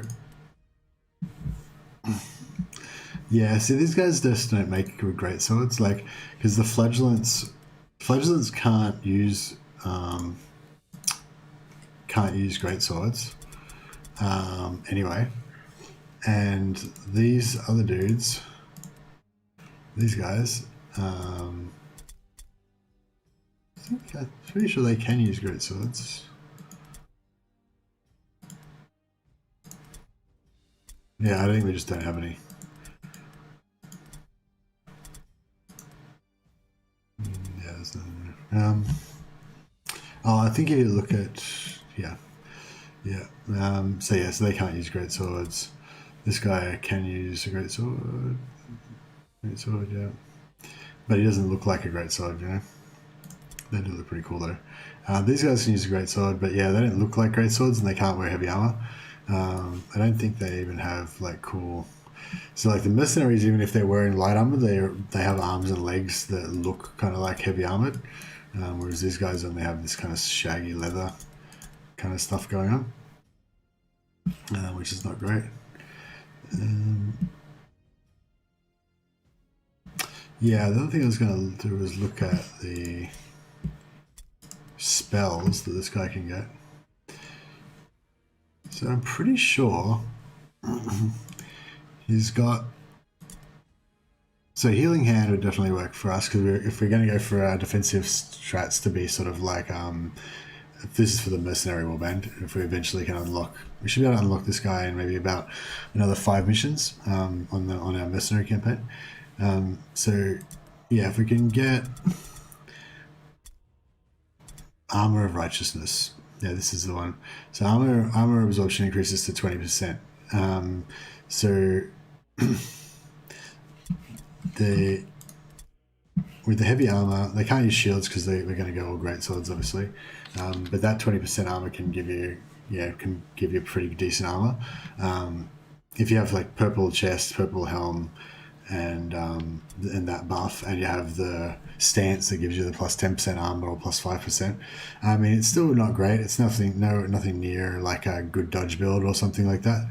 But yeah, it's some defense at least. So I guess that's what we'll basically once we unlock the warrior priest and we have like one warrior priest accompanying our warband of greatswords, that's going to be the one thing that kind of makes the warband somewhat good. And we'll have a captain, so probably have like a captain that can do order. That'll be a good advantage. Some sort of like speaky captain that does orders and stuff. And we'll have a warrior priest sort of doing heals and dropping armor buffs on people. So the idea being that the individual characters won't be that great, but we'll have this kind of like command group that will be able to like kind of add local superiority to wherever the sort of fight is happening. But still, it's going to rely mainly on numbers. So the idea is just to keep everyone together in a big regiment, and when they're fighting. But yeah, at the moment the point is just to get more wordstone basically, so we can unlock the warrior priest, and don't worry about leveling up any of these guys. So just pumping out the missions is what we want to be doing. So good is the best we can do. Good again. Good. And average. So that one's good. One team is round its. So one team round its.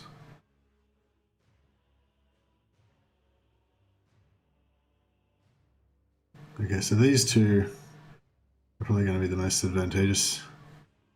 This one's got slightly better loot. Ah, clicked the wrong thing. Should have done the auto deployment. To recover a secret cache of equipment in the area. With this information, you are able to beat them to the location and deploy. So I feel like that was one of the things in Necromunda that they made with Mordheim that they kind of did. They just never really fixed the mission diversity and stuff. So they've got these sort of different patterns of missions. I will just. Oh. He's got a dagger, not a great sword. We forgot to equip him. Alright, I'll just quickly put everyone down. Okay, so what's the deal? Yeah, so somebody one of the other streams, somebody was saying I think it was Frickin was saying that. Oh, I was in a comment. Somebody was saying that yeah, there was not enough mission diversity in Necromunda in Mordheim. Pretty much all the missions kind of seem the same. There's this difference in how you guys set up. Either you're all together, or you split into three groups like this setup, or you're scattered randomly around the place, or you're scattered randomly in a certain group of buildings or something. But the actual missions themselves, like, I mean, you do get different bonus missions, like to capture the where are we trying? We're trying to meet up in the middle, kind of thing, I guess. Yeah, so probably trying to meet around here, I guess. Oh, actually, they're going to be all here. So yeah, we just pretty much want to get to this stack as quick as possible.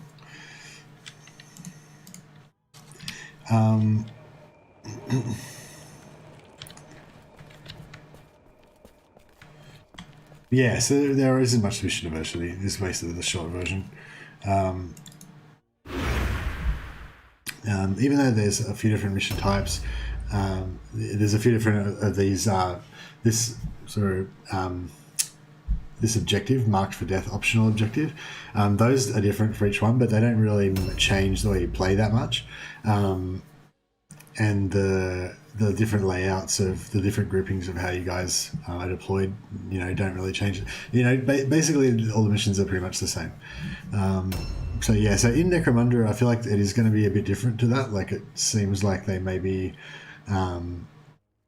they maybe thought about that a bit more. I haven't really got any hard information, like none of the videos really showed it in depth, like what the different missions are like yet.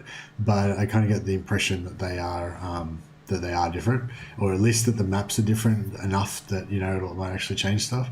I feel like that's one of the things with Mordheim that they kind of was just always a problem from the start, and potentially could have got fixed, in a later expansion or something like that. But the game just wasn't successful enough to ever get any of those expansions to kind of fix it.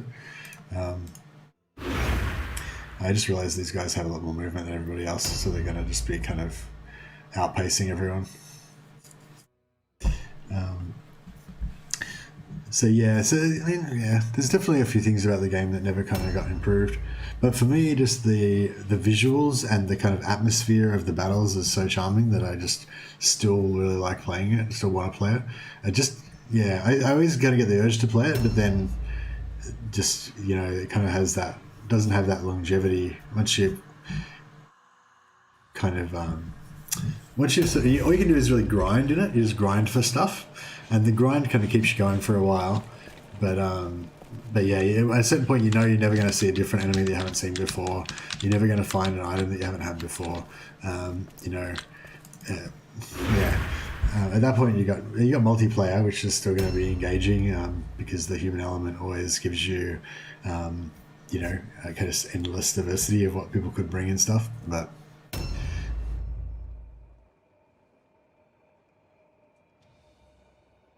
hopefully the AI turns go a bit faster in Necromunda. Hopefully they've improved on that. That'll be interesting, actually. That'll be one of the things, I guess, we'll see whether they've improved on a lot of the technical stuff since Mordheim.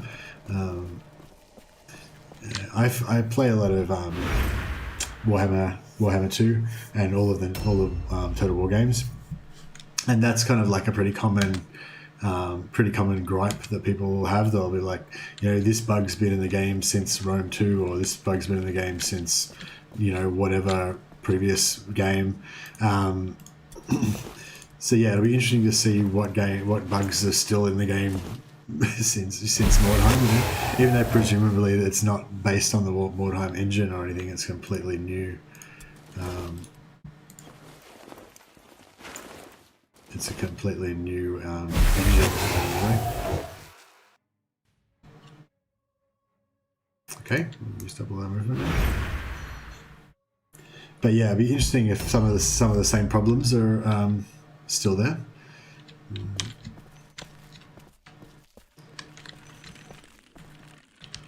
Hopefully not.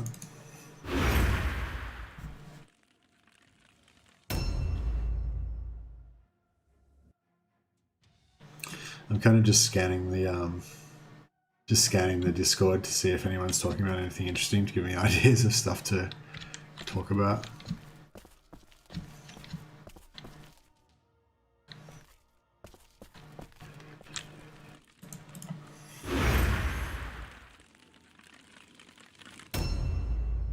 yeah, my mission at the moment is basically to get enough subscribers so that I could have like at least a couple of guys in the stream with me to chat with. Because the other night I had 2 guys in the stream I was on for about 3 hours, 3 or 4 hours, and they were pretty much kept me company the whole time, and we're sort of chatting, and I was able to kind of go off that to get ideas to stuff to talk about, and it was pretty fun. Where are we? This is one of these other problems. You can never figure out where you are. All right, so these guys are right over there.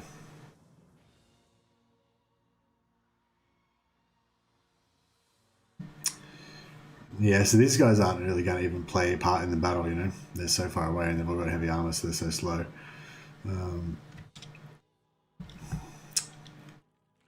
But not to worry. Which way are we facing? That way. So he's got to turn slightly to his right, so we're going to go that way.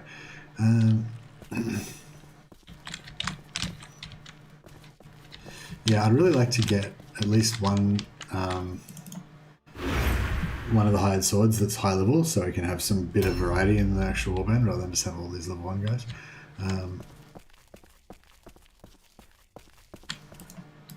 We will get that eventually.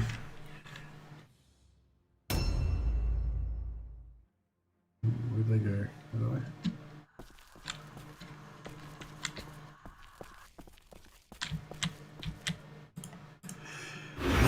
Yes, this posse is just going to have to meander over there. A new round has started.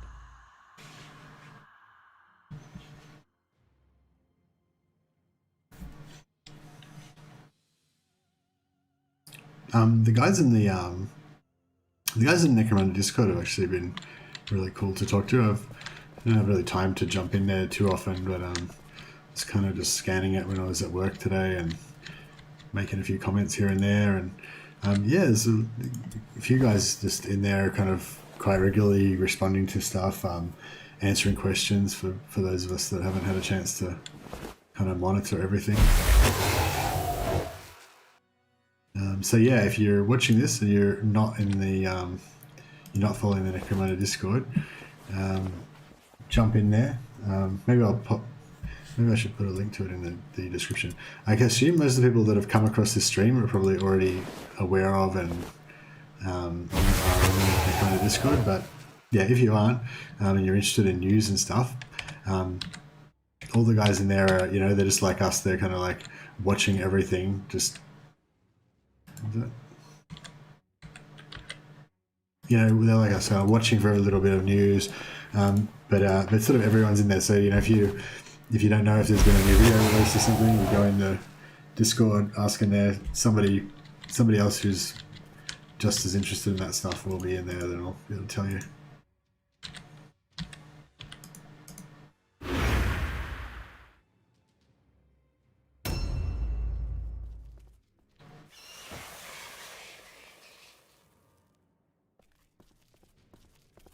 Oh. Crunch.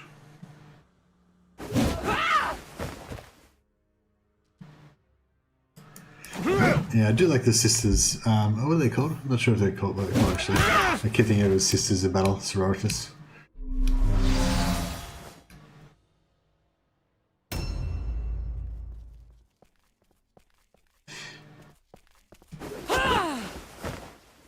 Yeah, it's quite interesting how the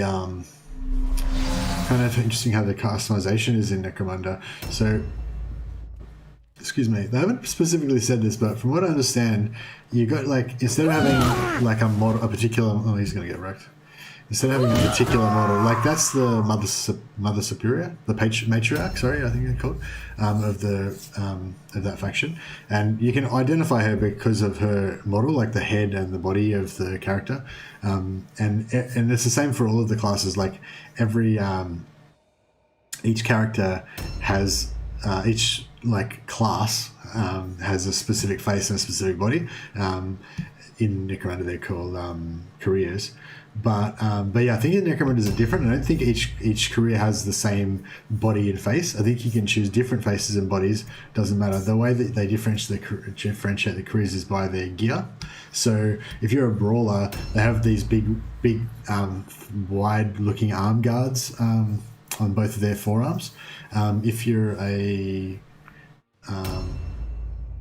If you actually, I don't know what the Deadeye's got. I think the Deadeye's got a grappling hook or something, and maybe it's on one of their arms. I'm not sure. Or maybe one of their legs. I think somebody's got something on one of their legs. Yeah, I think most of them are on their arms though. I think the demolition guy's got one of his arms has got a thing, and the lay mechanic has one of his arms has got like a big boxy kind of tool kit thing on it. I don't know what the heavy's got actually. Yeah. But yeah, I hope that the heavy isn't the only one that can have the big body type, because I just like... Oh crap, that's not where we want to go, is it?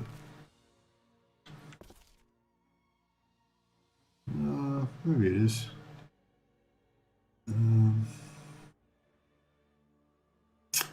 Crap.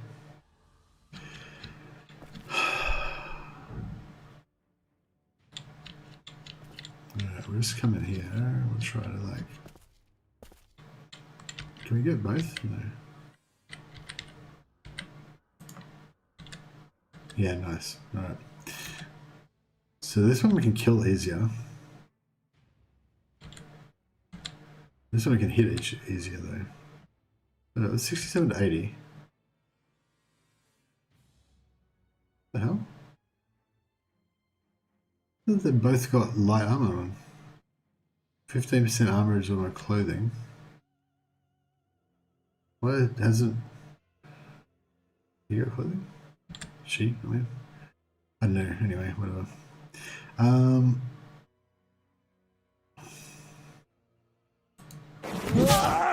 Yeah, I think I'm going to take her out first. Oh, that miss was bad. It was bad. Does a lot of damage.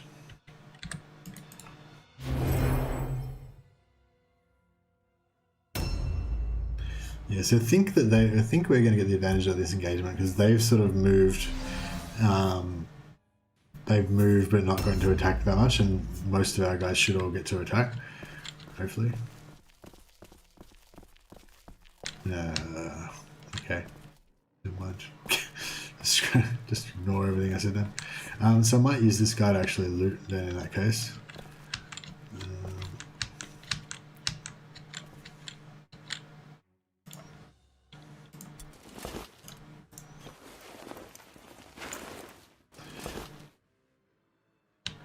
We could scum some more.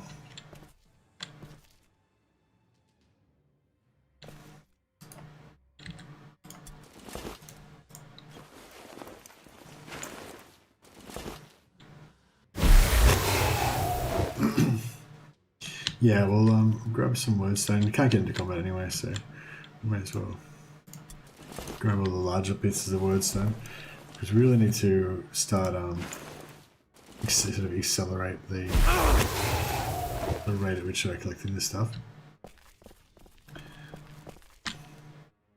Alright, so he's not doing anything right now, but at least he can stop new guys from coming in and stacking up on our fighters, and he'll definitely be ready to get in there next round.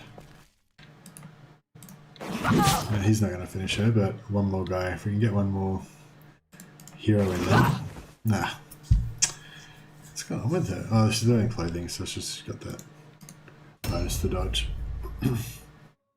Yeah, I wonder if there's going to be... Yeah, actually, that's one thing that's going to be totally different with Necromunda. The way the armor system works. So it's pretty simple in Mordheim. If you wear like light clothing, basically you want to wear clothing. If you're doing a dodge build, you get pluses to dodge. I always thought it was a little bit weird and not very representative, like a bit arbitrary and not really. Didn't really make much sense the way the armor worked, but yeah, clothing like increased your ability to dodge, and like higher level clothing increased your ability to dodge more, which I sort of thought didn't make sense, because like heavy armor reduces your chance to dodge, which kind of makes sense because it inhibits you and stuff. But you know, and like light armor, I mean, clothing doesn't inhibit your ability to dodge. So you know, I can see that you don't get a malice, but you know, why do you get a positive? But yeah, I don't know, whatever. Anyway, but yeah, so in Necromunda it's going to work totally differently, because in Necromunda you have like location-based defenses.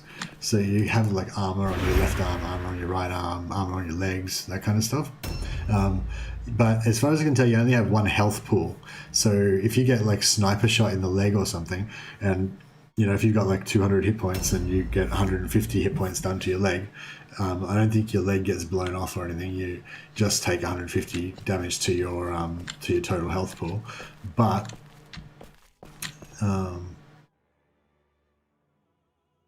crap.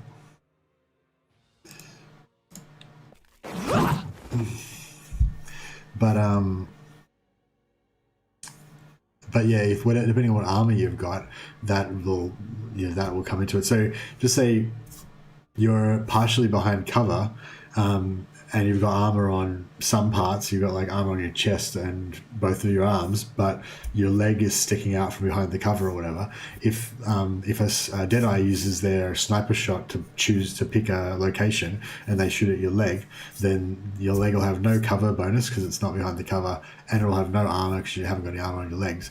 And they'll do, I guess they'll do full damage, and they won't have a to hit malice or whatever from the cover.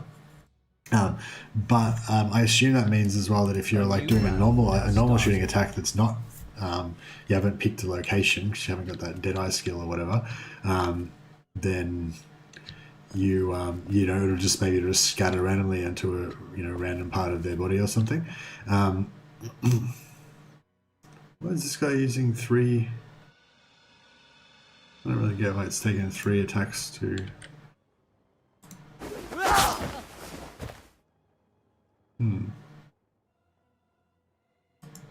That's weird. I don't know why it took him three red pills to do his attack there, but yeah.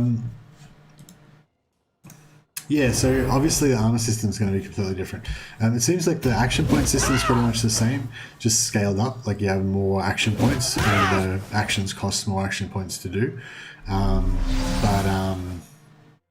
But it sort of essentially still works the same way. I guess it just gives you a bit more, a bit more to play with. Like in Mordheim, you would get sort of like something might cost 4 action points normally, and you'll get a skill that reduces it by 1 or reduces it by 2.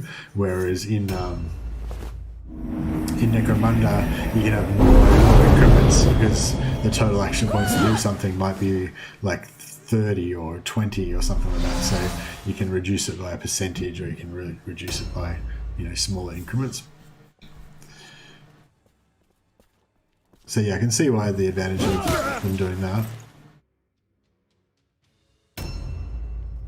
But yeah, it seems like the movement kind of works the same. The action points to attack kind of works the same. But the armor and location damage is a totally new thing. I wonder if brawlers get like a melee version of that as well, where they can like do a focused attack on a particular point or whatever. And I wonder if that's sort of like an intelligence skill or something that you wouldn't traditionally associate with a melee character. Okay, so she's down. That's a good start. So I kind of think I'm going to go for this guy because she's a bit more isolated on the outside here, so we can potentially stack more guys on her before her next turn. Yeah, it's pretty simple strategies with this warband because they don't have any skills or anything, but it's basically just trying to stack up and yeah, nice ambush. Oh, that was weird. So she got crit, but she resisted the stun. That was unlucky. Okay, so this guy's not engaged, so he can get around here. Just trying to stack up as many guys as we can. Yeah, so just stacking up as many guys as you can on the enemy is like one of my main strategies that I use in Necromunda, in Mordheim, which is just not really going to be used in Necromunda because you don't have as many guys, and yeah, you're unlikely to have big. It's meant unlikely to have like 5-on-5 melees in Necromunda. You should be able to take a couple of hits.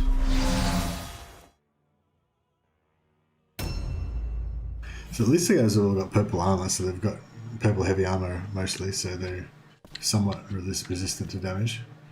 Yes, we're gonna get this guy around here, so we can.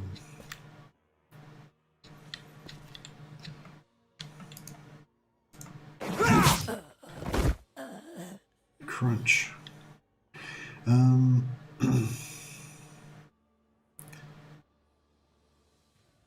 So we're probably not going to get enough guys to kill anyone here, but I'll put this guy on here so he can at least get all line check on her. Okay, so these guys are actually going to maybe join the fight. Crazy.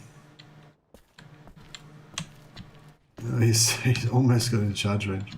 I wonder if I run more economically with my action point dots here. I'm just running like a direct line. No. Damn it.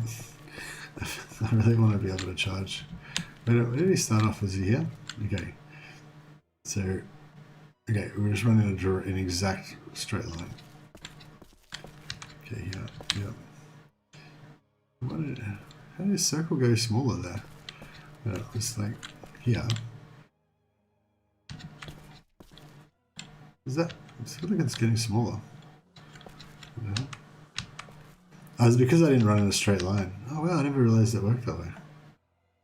Okay.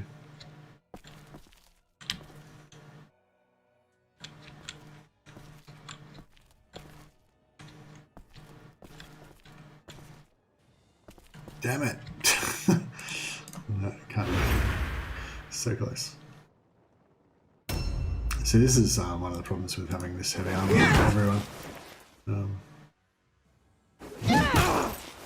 That sucked.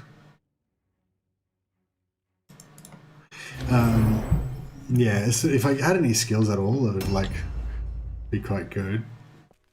But it would give them more skills as well, and they'll get even more advantage because of the action point advantage. Oh, that's good. That ambush came in handy.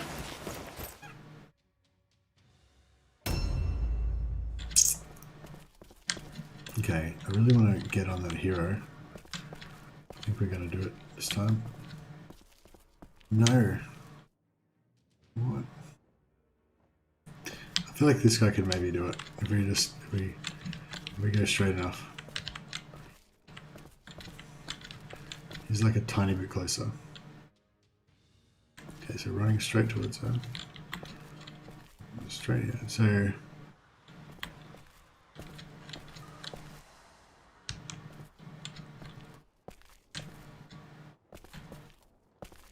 yes.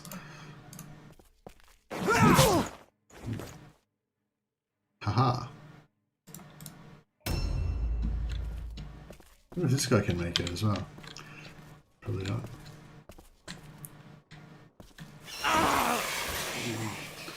What? Sucked.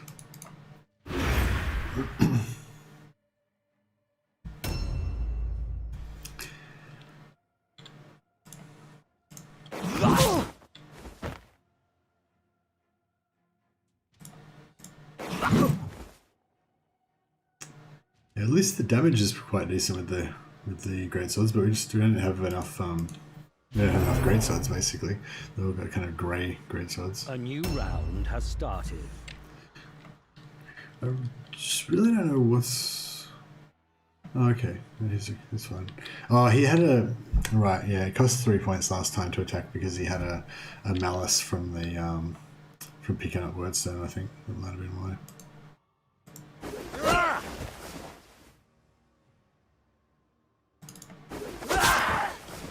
He should be able to do a decent dodge at least.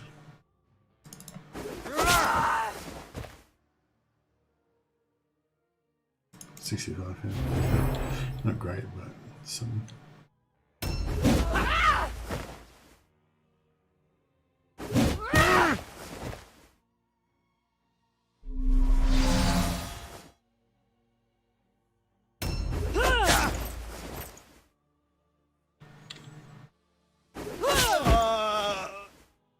Crap. That guy's got our greatsword. Oh my god. She just looted his greatsword. I don't know, it still seems like it's in his hand, so...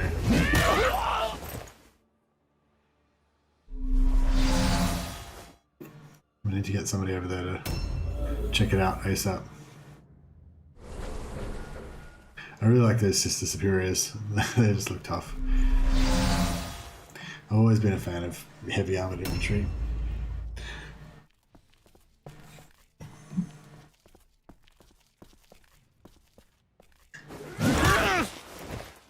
And the sisters have lots of it.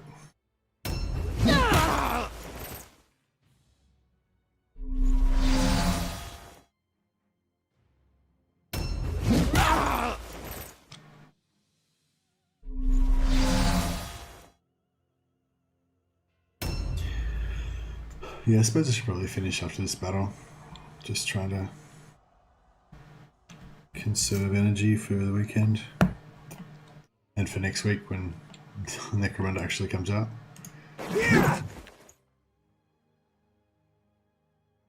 But yeah, I'll be on again tomorrow, same time. Gonna try and kind of get into a bit of a rhythm.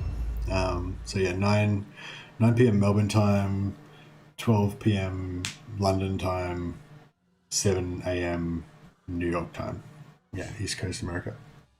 And just to give you a rough idea, depending on where you are in the world. And yeah, hopefully tomorrow we'll get someone on to chat with me. Make some comments for me to react to. So, okay, so our number one priority is to find out if this guy... Cool, great sword. Basically, that was the main thing, we just can't lose that great sword. Hopefully that guy doesn't die because he's got purple armor as well, but it's not the end of the world. I don't remember which one of these guys is like the closest to death. I think this guy's definitely taken some hits. Yeah.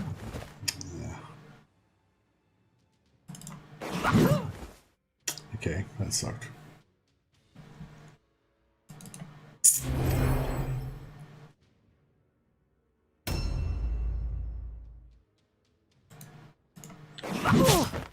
Yeah, I should have stacked on her, we could have taken her out. Oh, well, possibly we still can. I think our whole warband's still pretty much got their turn to go.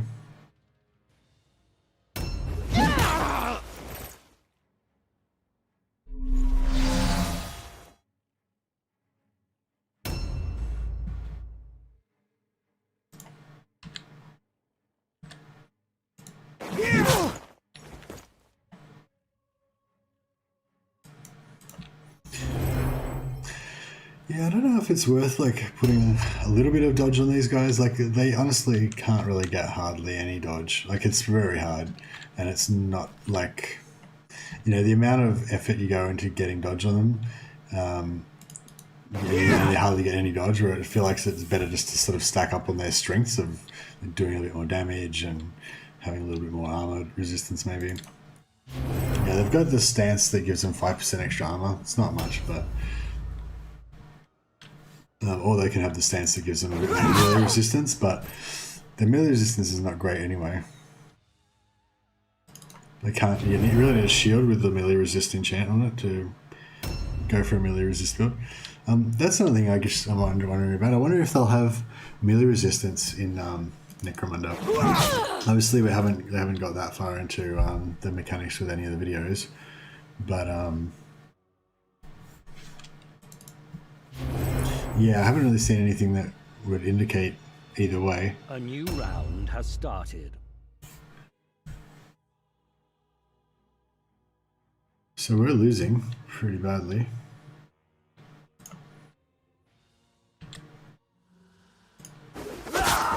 This guy's going to get dropped next turn, or this turn. Actually, it might be good if this guy gets killed, because then I can fit another guy in to stack up on her. Not that we want our guys to go down, but...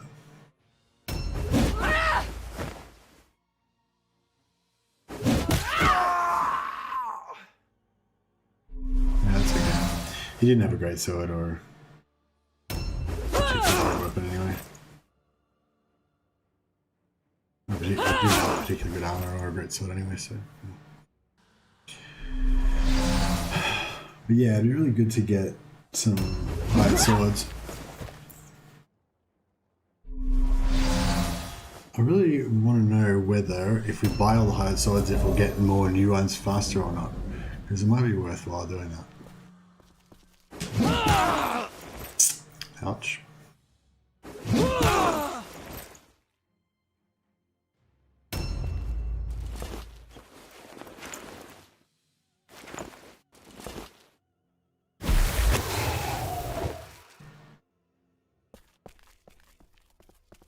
Shit, we're about to...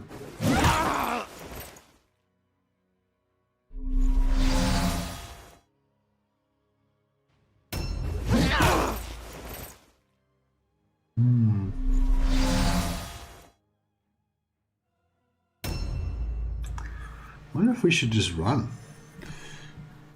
Is there some... I think there's a way you can... Like... I'm not sure. I think there was a way you could flee the battle.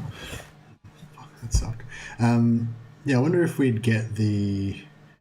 I wonder if we would get the wordstone that we've got in our backpacks if we fled.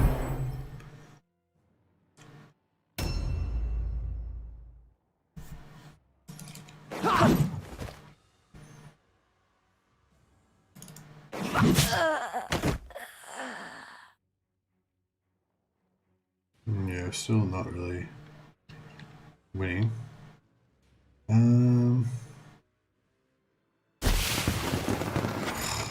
the hell?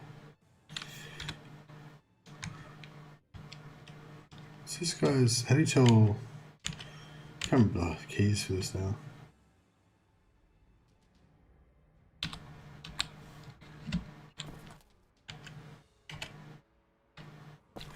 We'll stack them in here just so she gets an all-alone test.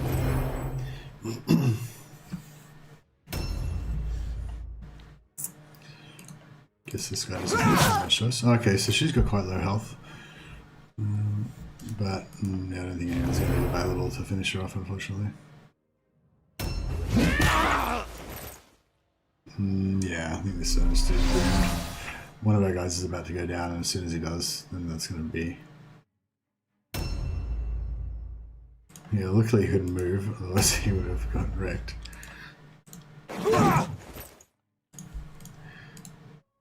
So yeah, I wonder when... Because he's gonna get killed, that guy that had 1% health left, and then we're gonna rout. And then I wonder if we'll get our 7 bits of wordstone then.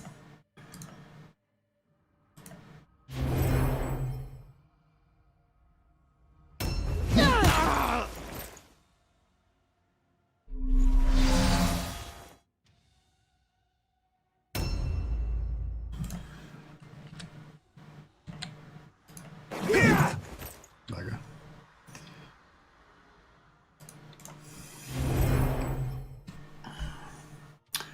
Wonder if... I think you only rout... I think you only make a rout check at the end of the round, so potentially we can still... We can have that guy die and then have the rest of our round. So now do we make a rout check or do we... Your warband is critically low. Oh, I think it might be on my next turn I have to make the roll.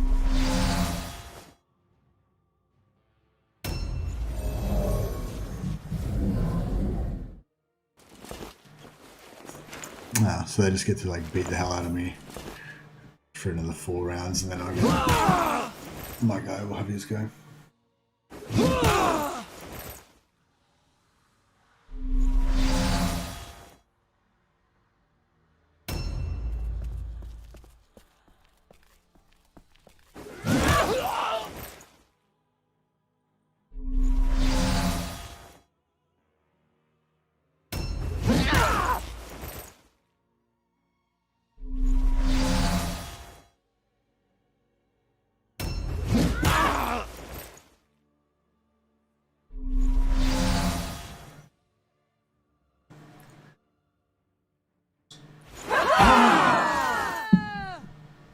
Okay, so we just ate it, but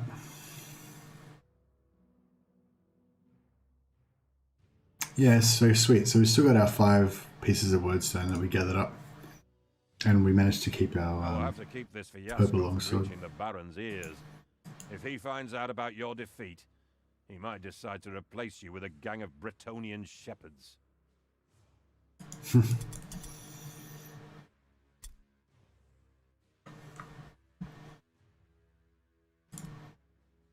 Skull fracture. Okay, he's retired.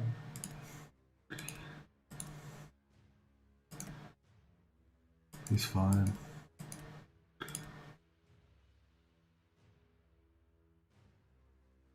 He's retired. Fantastic. Outstanding.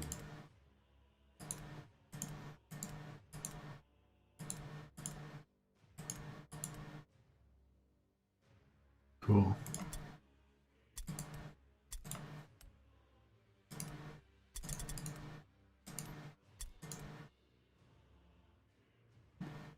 This band, warband, no.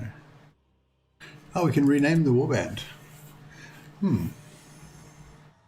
I don't think we can actually get Caribou Greatswords color. I don't think they have the option to get the appropriate colors for Caribou Greatswords, so we're nearly halfway towards getting our 600 that we need, which is pretty good. So we're making some progress. I don't know if I should do one more. I'll probably do one more mission. Alright, so we want to get rid of this guy because he's got a skull fracture. Excuse me. And we want to get rid of this guy because he's got an old battle wound. Alright, and everyone else is pretty good.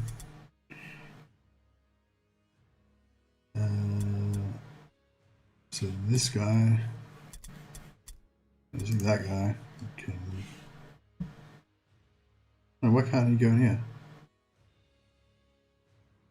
Oh, because you only have 3, right. Okay, so we have to buy another...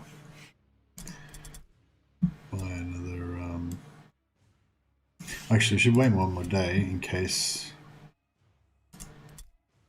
Right, let's see, let's do my other theory. So my theory was that if we purchase these guys, then that will like free up more space for new hide swords to come in. I don't know if it's actually true or not, but we'll... No, why is that not working?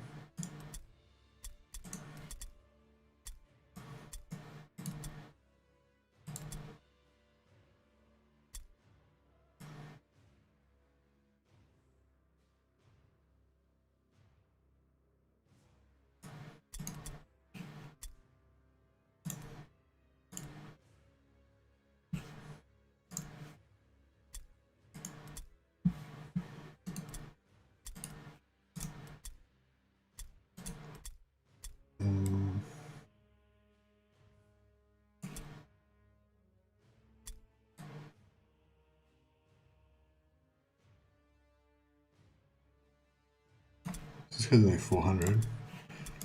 I'll get rid of him. So yeah, so he's only got 3 action points, so we could actually buy him, but give him some skills.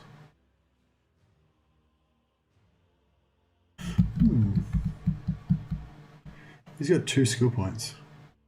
So we could give him like armor proficient.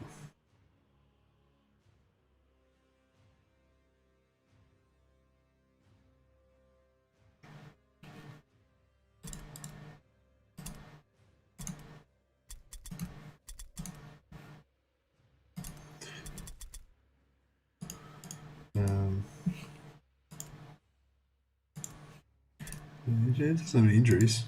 Okay, so he'd be actually quite a good advantage, quite a good guy to have in the warband. Range resistance. Yeah, I think stun resistance is pretty good.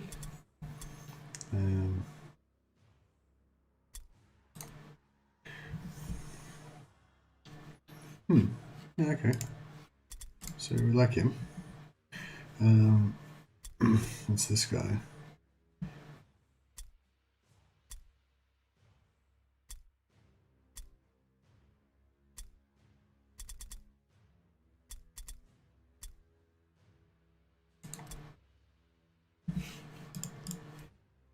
We'll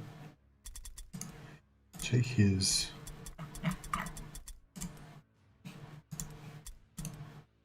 gear off, and then we'll switch him with that guy.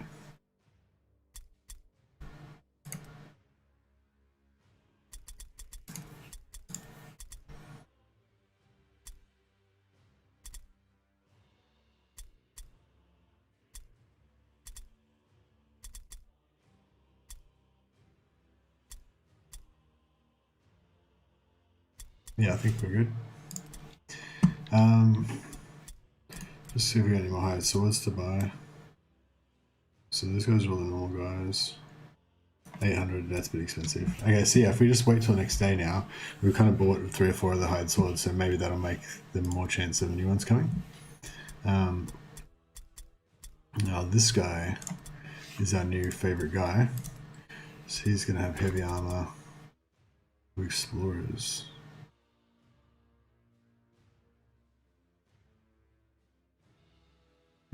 Sure, why not?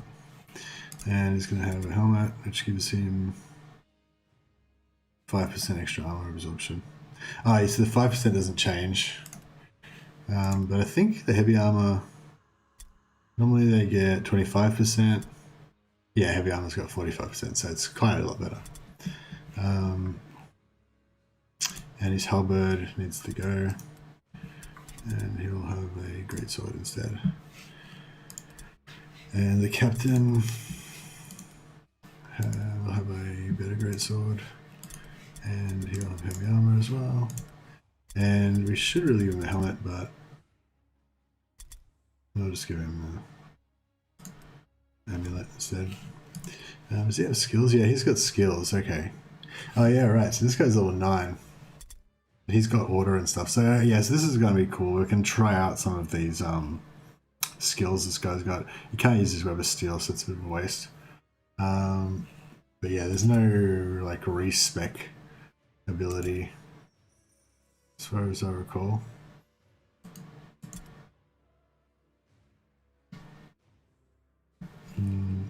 It's only 2 points though, so I could still use him. Yeah, he's actually level 10. It's a shame that he's kind of ruined by having that web of steel that he can't use, but it's okay. So yeah, so what we want to actually give him is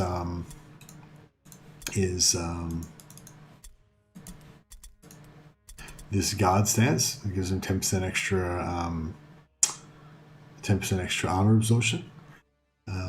But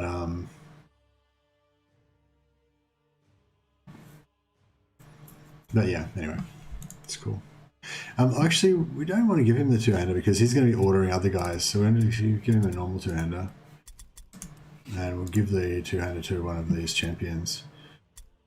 So they're both pretty much much of a muchness. Give it to this guy, I guess. Okay, so this is the guy that we don't want to die, basically. Give him more stun resistance, more melee skill.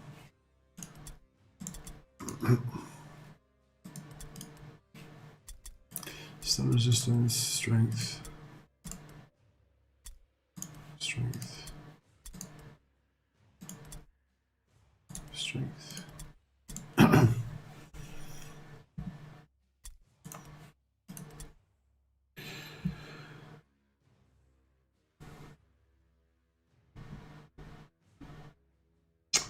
Yeah, still no Orlock video, that is true. Yeah, Orlocks are pretty cool, I think. Like I feel like they're the least iconic out of the gangs. Like they've got this the Sons of Anarchy biker gang type of aesthetic going on. Although I kind of like how they've got all the respirators in the video, so they kind of look like they've got a bit of a like bionic kind of focus going on or something. But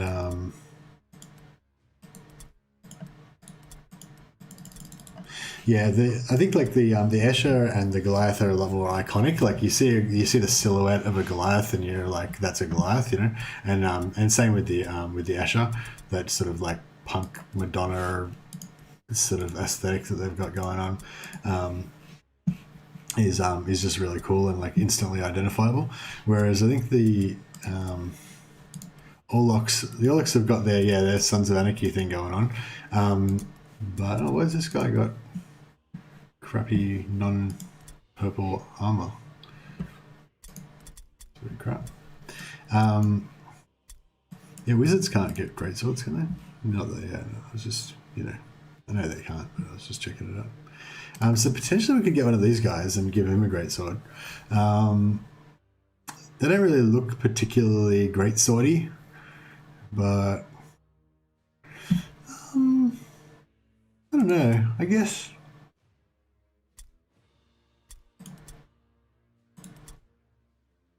so. That's the thing. There's not really any point because they start off with five attack points, and if you get level 3, he's got 6 attack points, but he can still only attack twice because it costs 2 points to do the first attack, 3 the second, for the third, 4 points for the third attack. And this guy is even higher level. He's got 7, so he can still only do 2 for the first, then 3 for the second. So that's 4 or 5, and then he's got like 2 left, so he can't do the third attack. So so there's not really, essentially, there's no point getting these higher level ones.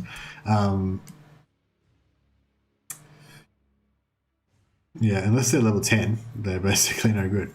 And I think it's kind of the same with the henchmen as well. Or at least, yeah, you don't want them to be rank 3, because if we have our guys rank 3, then they're going to have their guys rank 3. Or is it?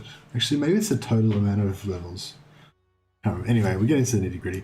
Basically, I didn't really want to get into the nitty gritty with this because I used to have a really good understanding of the capabilities of all the different classes and races and stuff like that. Be kind of like looking up stuff during the day and figuring out builds and everything. But I don't want to do that now because I want to save all of that brain energy to be doing that for Necromunda builds.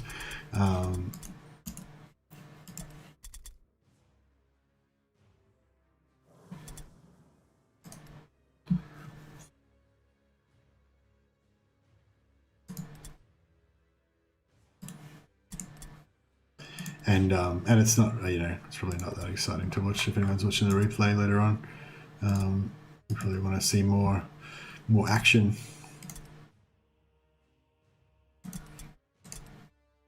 And less me talking about how little I know about how to spec these guys correctly.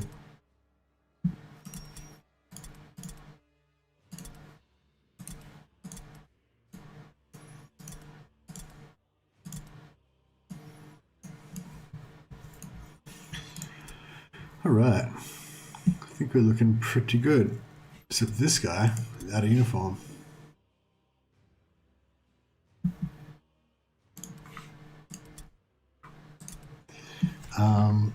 Yeah, I'll just do a quick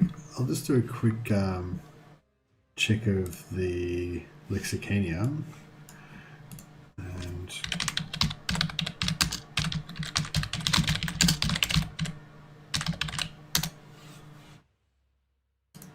the Warhammer Wiki, I mean.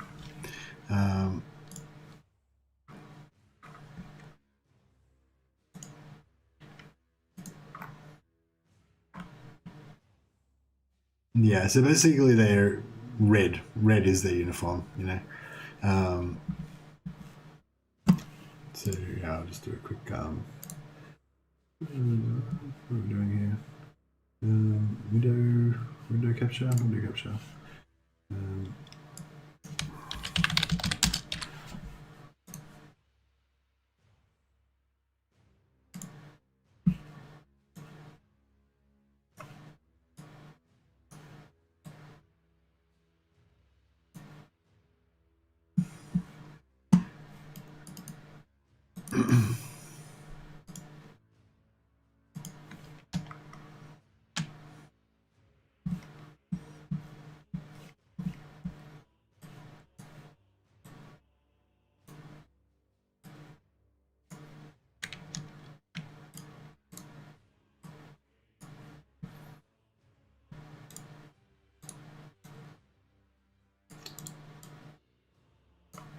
Sorry, just screwing around with my thing.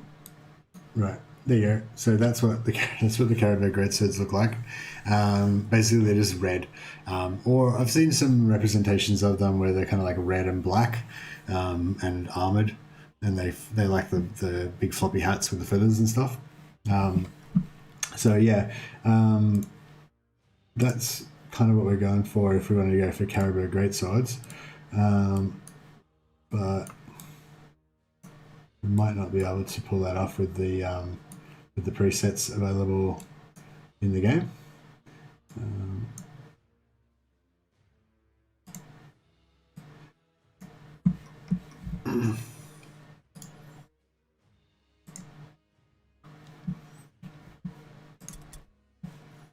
We'll just have a quick look through. I'm pretty sure none of them are like red or black and red. See, this guy's red on the top. So like 7, I guess, was somewhat. This one's sort of mostly red, number 8.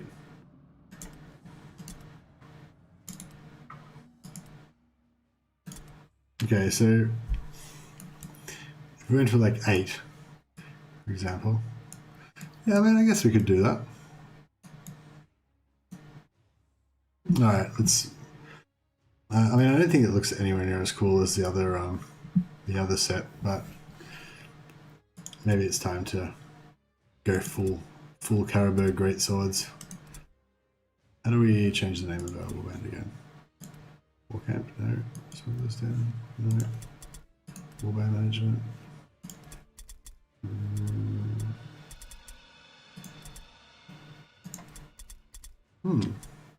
Sure there's...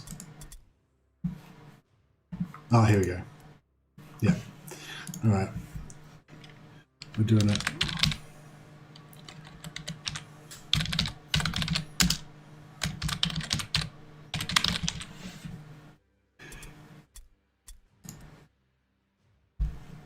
There we are. Caribou greatswords.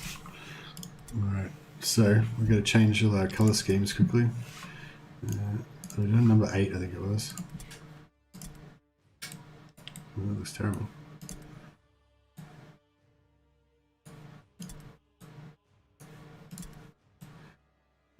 Yeah, we might have to like play around a little bit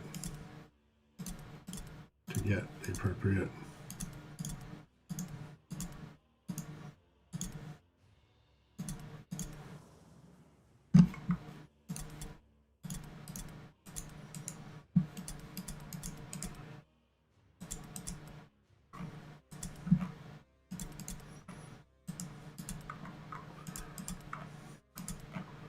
So many different feathers. Yeah, whatever.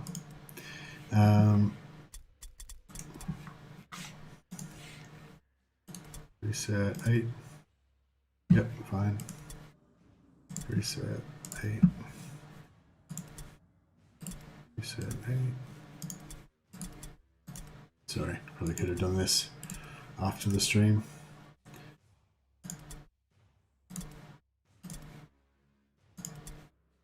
Yeah, unfortunately it's not really the dark blood red that we would really like, but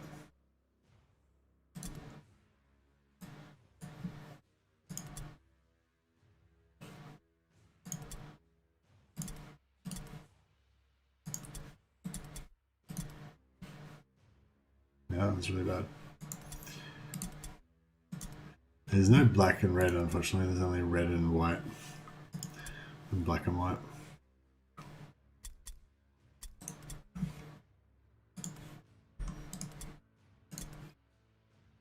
Oh, that's really terrible.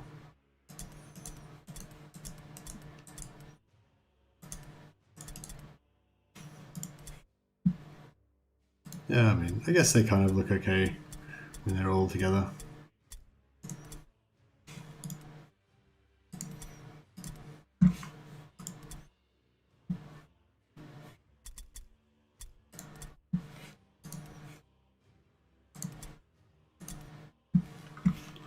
Alright, I'm not happy. It doesn't look like the proper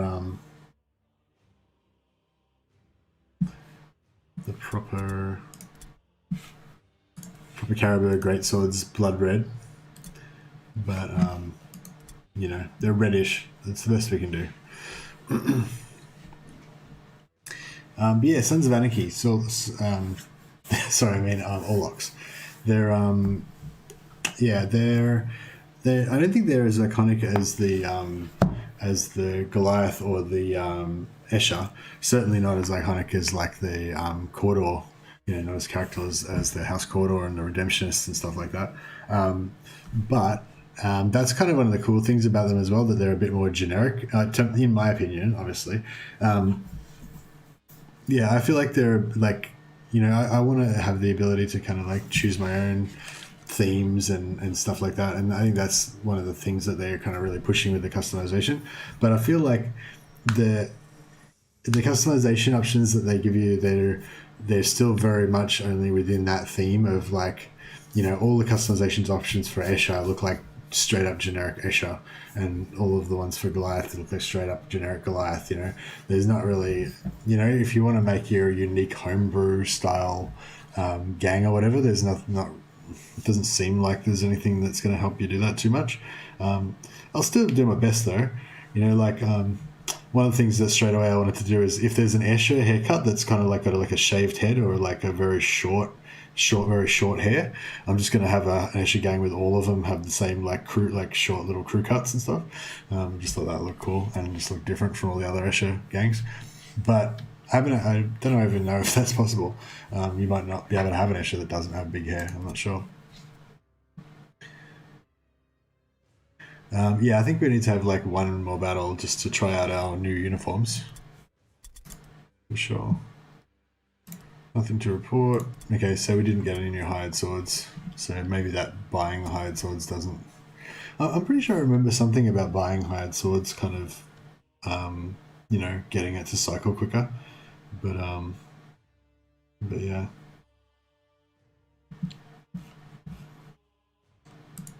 I was hoping there was going to be another video tonight, but no. It's getting like really close. It's only less than a week to release now. Yeah, it's weird. Rogue Factor and Focus Interactive just seem to have a really different sort of style of information release to other companies. Yeah, I would have expected the information to be like ramping up. There's still a bit of a suspicion that they are kind of still trying to furiously work on the game to actually get it finished in time, so they haven't got enough time to be like making videos and letting people do Let's Plays and stuff. But I thought somebody was talking about there being like a pre-release version that you know, some devs and stuff are playing, not like online, like not recording footage for the public to consume, but just like, you know, that they actually have that work. This one's good warp zone, and it's a good deployment as well, which is nice. That one's exceptional, not very good deployment.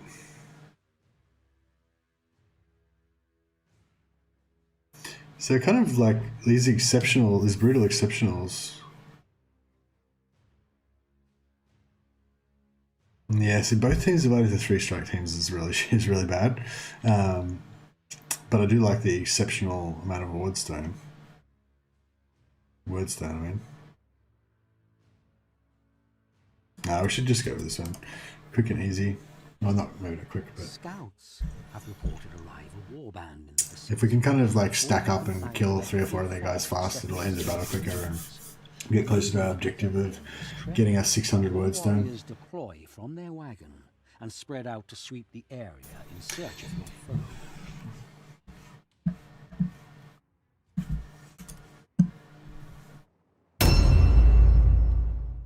Ah, I did the wrong deployment thing again. Alright, well I guess since we're here we may as well. Actually no, I'll just do it. Alright, we're all set. Just, yeah, you can choose where you want you guys to go and deliberate over it and everything, but I think we'll go for it pretty simple. We'll just gather all our guys up and then move forward in a ball. A death ball with great swords. Yeah, it's a bit disappointing that we can't have 10 gangers in our fights in Necromunda, but yeah, I mean, they talk about how you can have 15 gang members. Unfortunately, you can only have 5 in each, go in a crew in an operation, but you have like 2 reserve sets of 5 each, so 15 in total. But in Mordheim, you can have 10 guys in your operation, and then you can have another like 10 guys in reserve as well. So you can have more reserves and more. It's a lot less. It's a lot less guys to play with you, basically. But yeah, it's going to be a different type of game. I can kind of dig that aesthetic as well. It's kind of a bit more like, instead of being like a military regiment almost like your warband is in Mordheim, it's more like a small like in Shadowrun or something like that. Like you have like your Decker tech guy that's going to handle security or whatever, and then you've got your street samurai and your that kind of thing. But yeah, you just have like specialists that are there to do a particular job. It's not so much like troops that you're going to use as like war of attrition type situation, although which is precisely what I'm doing in this campaign. There's some warpstone over there. There's some warpstone here too. Yeah, so I'll use these guys as my to grab some other warpstone since they've got the extra movement to be able to sort of nab the warpstone and then get back to everyone else. How close are we to the enemy now? Where's their oh, they're over there, so they're going to be around here.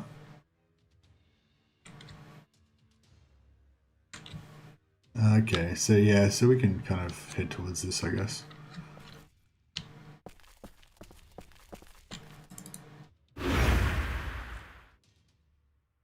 Something like a great sword just makes a character look better, I feel like.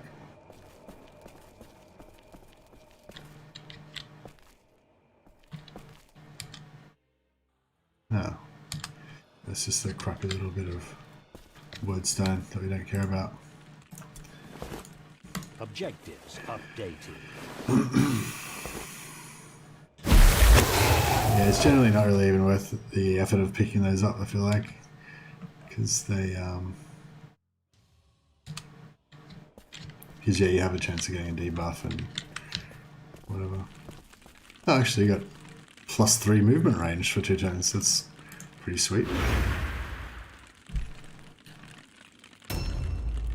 The movement range determines how big your sort of circle that you can move from between each dot when you kind of mark a waypoint every time you go a certain distance from your previous waypoint.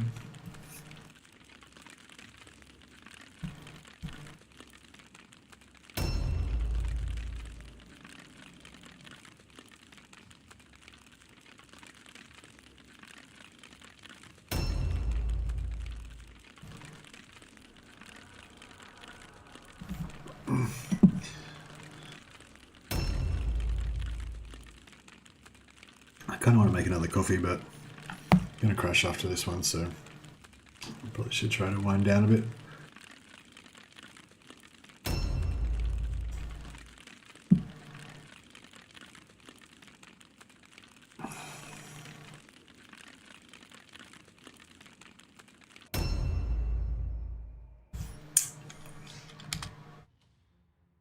Yeah, so I'm actually interested in using this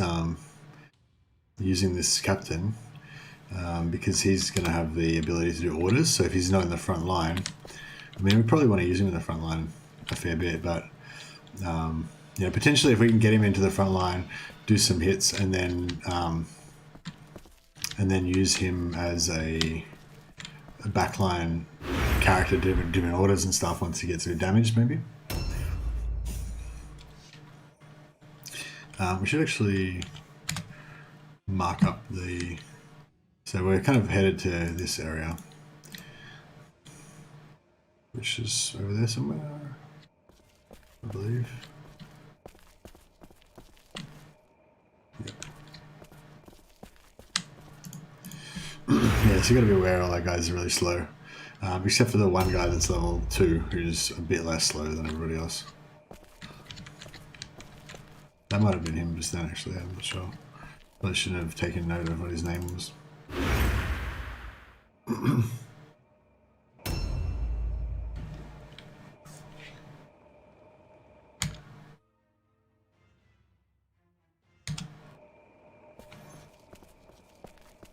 Yeah, I think it's definitely going to be a lot easier to tell where you guys are in Necromunda because of the more open floor plans. But yeah, I feel like it's not going to be as cool and scary because of that same factor, but it is going to be a lot more convenient. Just being able to kind of get your bearings. So this is our guy with the purple greatsword. So we want to get him in there and do some work. So potentially we can get the greatsword guy in there, chopping people up, and then use the captain to use his order skill to get the greatsword guy to chop more people up again. Good thing about order is that it doesn't you don't get the tiring effect that you get from. So just say you've got a greatsword. Your first attack uses 2 action points. Your second attack uses 3 action points, and your third attack uses 4 action points. And if you had more action points, the next one would be 5, 6, 7, etc. But with the order skill, it costs 3 action points, I believe, and that makes the subject of the order skill immediately attack. So once the character's already done their first 2 attacks, and their third attack costs 4 action points, and then if you use order on that, the next one would normally cost 5 action points, but because it's order, it only costs 3 still again. Or the previous one cost 4, but the next one with the order costs only 3. And I believe the captain can do like 2 or 3, at least 2 orders, depending on how many action points they've got. So anyway, point being that it's, if you're using 2-handed weapons or 2 one-handed weapons, it's kind of bit less inefficient than it would otherwise be, because you don't have that stacking action point cost. It's always 3 when you use order. But you 200 weapons have this stupid, well, I don't know, I felt like it would make sense and it was a bit unfair, but they have this debuff where every attack after the first one does 15% less damage, because you get tired from swinging your 2-hander around or something, which I think doesn't really make sense. And it's just like, if you use 2 one-handed weapons, you get some increased damage and you don't get that tiring effect, but you I think 2-handed weapons do a bit more front-loaded damage. They do a bit more damage on the first hit. But yeah, if you're doing like heaps of multiple attacks, then yeah, it's pretty bad to use 2-handed weapons. So so the whole idea of using order is not so great with a company of 2-handed weapons. But yeah, we've got very limited options. But yeah, that's what I was supposed to say. There's this like kind of nothing good about doing an all greatsword company in Mercenaries. Like, there's just no synergies. Everything that you can do is kind of like less good than it would be if you use something other than greatswords. But having said that, you can still. Oh crap! Sorry. Sorry. I was just like, we've encountered the enemy. I guess this was to be expected. But now that it's happened, I'm not sure I'm quite ready for it. I think what we should do is probably delay our turn and wait for them to come to us. So I'll try and move a little bit closer, kind of. Or maybe a bit further, actually, is better. So we'll absorb our point again. So the game will think we haven't actually moved. But we'll do delay.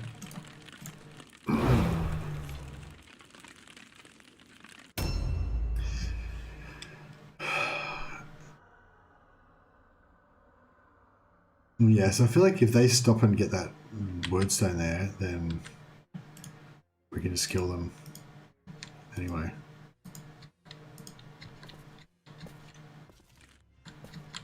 I'll just come another little step closer. Yeah, so I want these guys to move up on me. Ideally, if they can't quite make it into combat, but I'm pretty sure they're going to have light armor, so they probably will be able to make it into combat. But yeah, but as I said, it's still better if they charge me than if I charge them, because if I charge them, they get to use their previous turn's action points on me, and then they get their turn. So if they charge me, then at least it's sort of more even. Yeah, I still want this guy to wait again.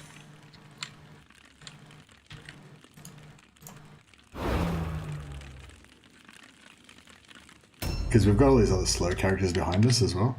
So we really don't want to get too far ahead. And if they haven't had their turn yet, surely they're going to come forward. If not, like at least once all of their guys have moved, then we'll.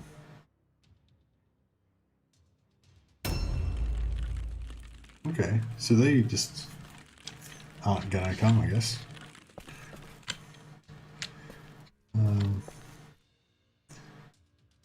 Might just move up to here.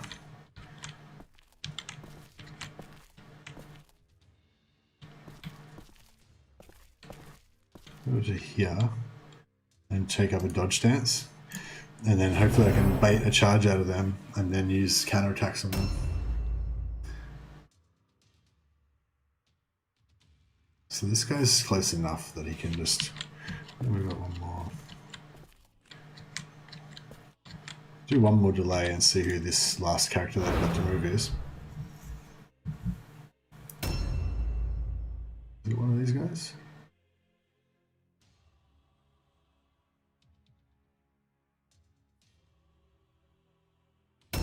Nope.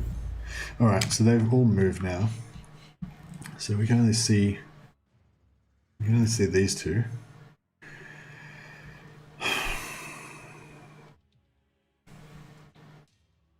Yeah, see, these guys are so far behind. We really want to be fighting maybe around this area.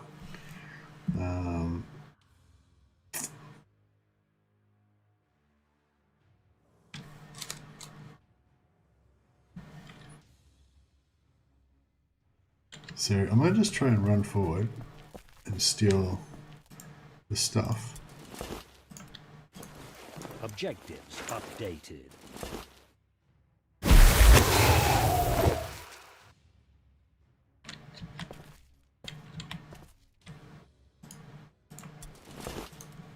Objectives updated.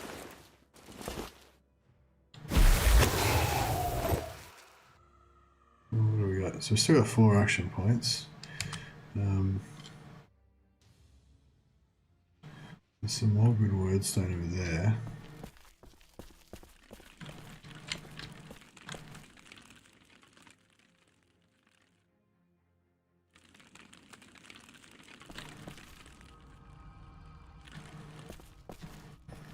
But we can't reach it. So it might be a better idea just to head on over here.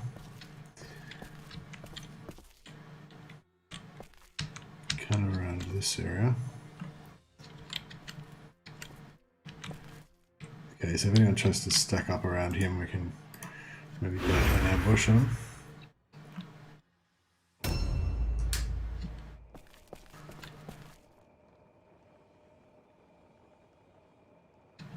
Okay, so we're going to run this direction.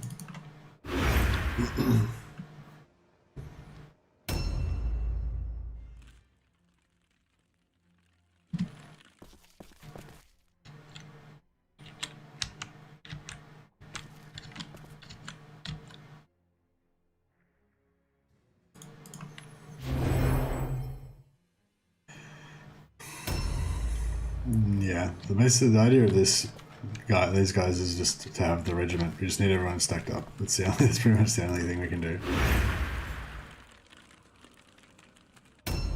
Luckily the AI is not very good in this game, so our pretty basic strategy should be pretty effective.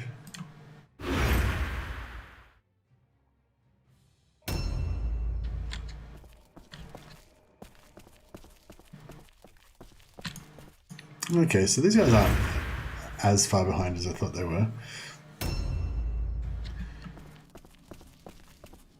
But still, if we can get those two characters that are inside there to charge in, and we can kill them before the rest of their warband turns up, that would be the best case scenario, basically. I probably should just run, you know, make a beeline basically to my team, because if I delay it all, he's just going to get isolated and killed by himself. I still think there's a chance somebody's going to come around this corner. We'll try and get an ambush on someone.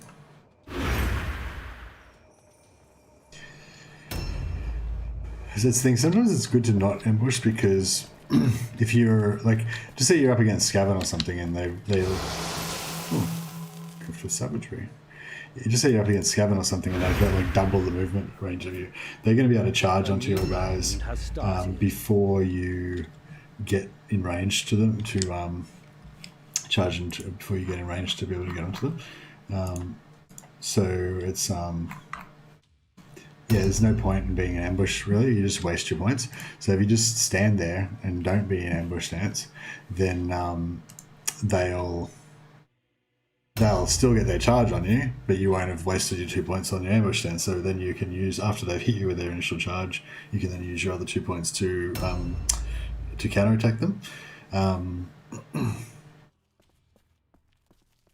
okay, you're just gonna bring your bow and arrow and run almost into melee range? Sounds like a fantastic idea. Okay, this guy's gonna do some damage possibly. Ambush stance. Okay, see this is kind of a prime example. So he's gone into ambush stance, but possibly we can actually sneak around and see how he's. It's a bit dodgy, but the way that it works in this game, if there's anything slightly blocking your ambush or whatever, then it won't go off. So we could, I mean, having said that, it probably won't work now that I try and do it. But if we were sort of like on this angle, looking at the enemy, he could possibly ambush us. But if we come in at this angle, he's probably not going to get his ambush off. We'll see how it goes. Oh no, he did get it off. Damn it. Oh well. Yeah, sometimes you can like kind of sneak around the corner and get into their zone of control without them getting their ambush off. But yeah, so what happened then? We failed our fear test. Afraid, minus 30% melee chance. That's pretty bad. That's a pretty high amount of debuff.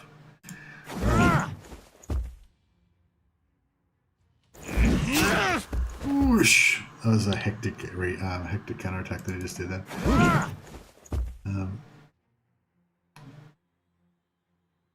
Alright, so at least we got a dodge.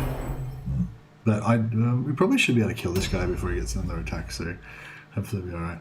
I think this guy is going to attack the... going to go for the leader because he's... because he's probably going to fail a fear test if he tries to attack that guy and be in the same situation as the other guy. Oh, actually, here's one of those. I just realised we can actually do Squire's Curse on this guy, or like one of those situations where it actually is good, and it basically locks him into keeping that weapon. So Squire's Curse means that they can't do a weapon change. So even though I said it's pretty much useless and you never get to use it, here we go, perfect opportunity. Boom. So now that dude's got Squire's Curse, so he can't change out of his ranged weapon. So this guy's now basically completely safe from his melee attacks. So potentially there's another option, is I can just leave this guy alive and not actually try and stack up and kill him.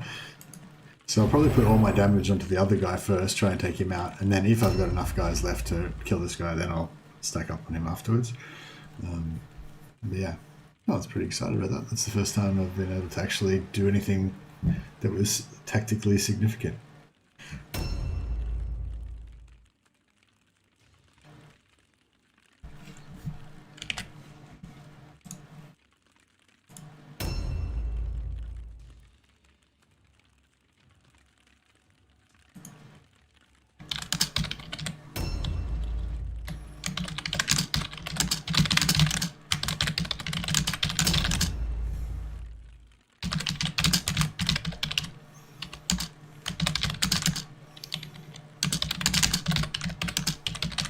Oh, sorry for the keyboard typing sounds. I should have Should have muted the mic. I forgot about that.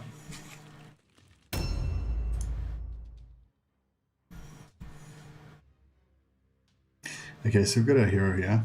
Our captain, sorry. So we don't really care about this guy. I mean, it'd be better if he didn't die, obviously, but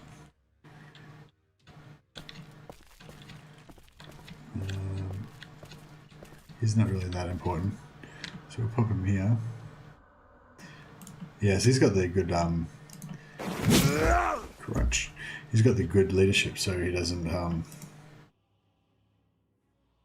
yes, that's the other thing too, like it doesn't really come into it, but it's also like when you get to this point, say he's got 4 action points left and he could do an attack, or he could use order, which only costs 3 action points, and get somebody else to do an attack. So potentially that other person's attack could be you know, a full attack, you know, but it only costs 3 action points instead of 4, except for that doesn't work with greatswords because extra attacks make it a stacking minus 15%. So his first attack was full damage. His second attack was minus 15. This attack that he does now is going to be minus 30% damage. But if he used this order to give somebody else their third or fourth attack, then that would also have that same effect. Because if you could order yourself, but yeah, I'm pretty sure you can't do that, so it'd be silly. Dodge stance. See, it's sort of so tempting to stack dodge because it's like it's right there. You've always got it available, and you've already got 10% and stuff. But yeah, I think it's just not good, really. So this guy wants to get in and get a. I forgot it. The fear. Yeah, we need to really be using our other guys, or maybe charging. I wonder if the fear happens before or after your charge lands.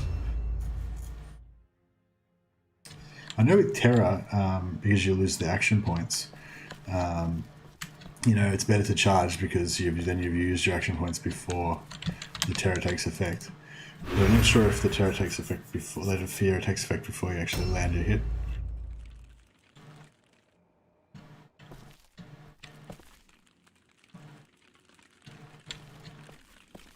Yeah, so this guy should be able to not make it to anyone and just stand there. Excellent.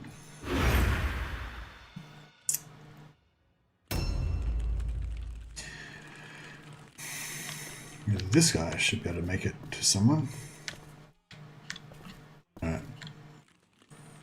Nice. Good job. And we may as well... Oh no, we don't have any more action points.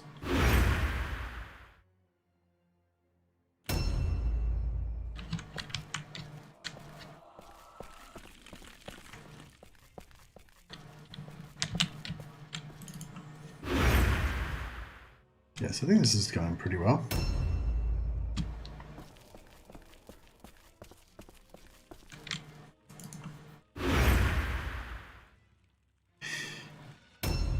I think one of the things that really keeps me that makes me really like this game is just the danger factor. Like, even though the mission types are all kind of the same, and you know, it's a bit not that great in that regard. What's going on with this charge? How far do I have to be?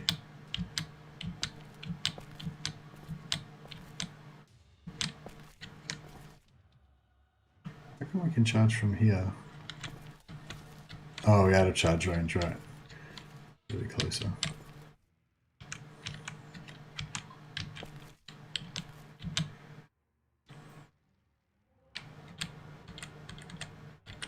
So we can charge this, yeah, why not?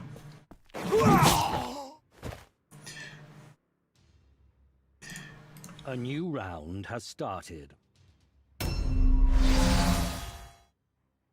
Yeah, so he can't do it. He couldn't attack anyway because his weapon was stuck on ranged.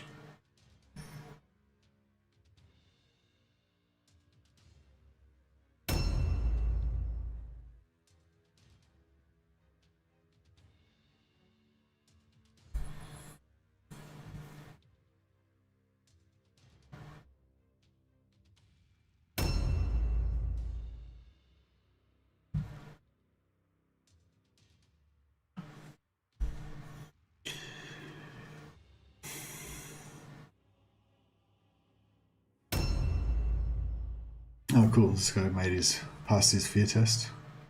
I can't remember how you tell, like, your inventory. No. No.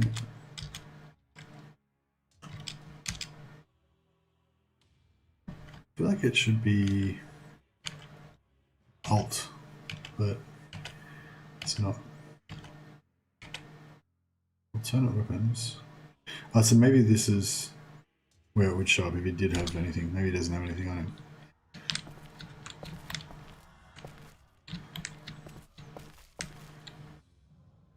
I should probably kill this guy while we're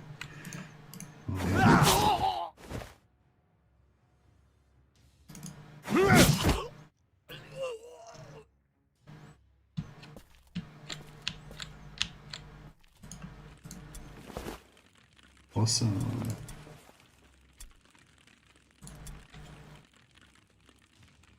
I almost feel like it's better to pick up these purple weapons that I don't want instead of that crappy bit of. So we get this guy as close as possible, but still have his dodge on.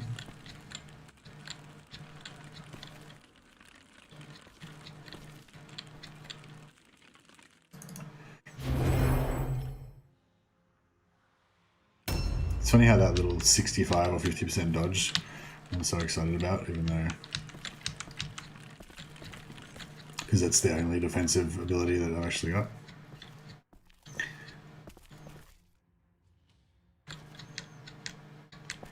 Can you pick this up?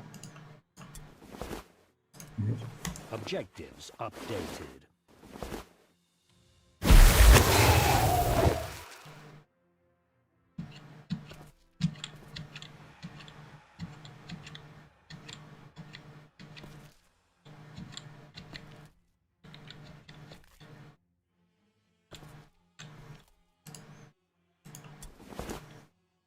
We kind of just wiggle our way across to get this.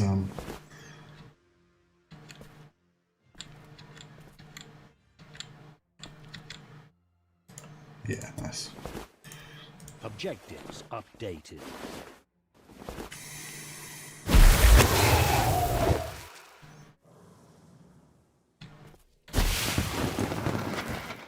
Focus. Alright, we'll just.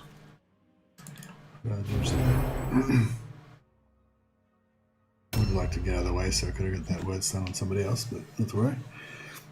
Okay, so now all of our other troops should be able to catch up, because we're going to kind of move laterally to our direction of advance.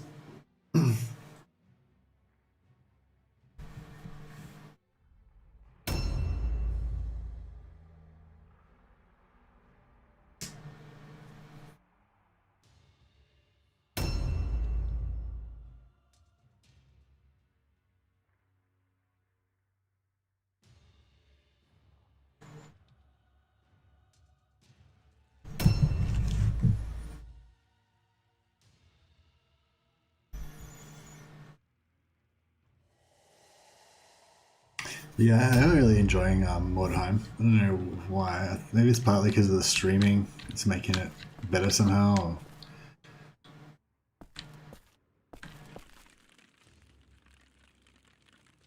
There's a foeman. Yeah, so we're gonna just try and stack all our guys up. Can we? Can't reach this. No, that's alright. Yeah, so we'll head over here towards this.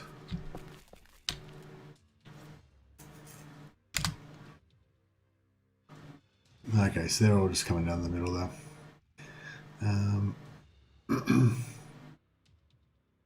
Yeah, I don't think I want to get that far away. We'll just come back here a bit. We'll just, yeah, take our 10% dodge chance.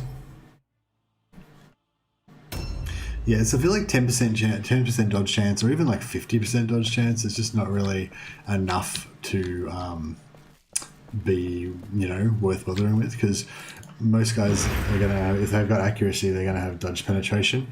Yeah, I'm pretty sure it's accuracy that does that.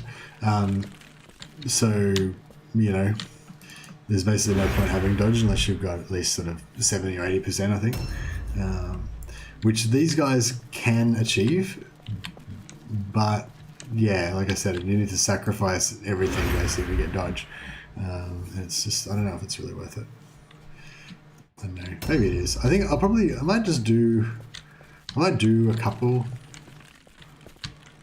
I don't know, yeah. I might do a couple that way just to try it out. But yeah, it's so hard to get like high level guys.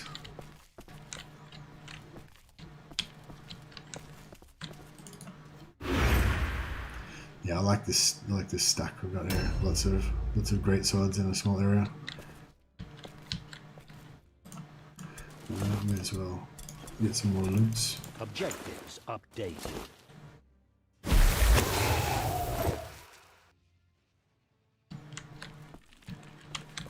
I'm pretty sure we just literally don't care about experience at all, so the secondary objectives and stuff are just irrelevant to us.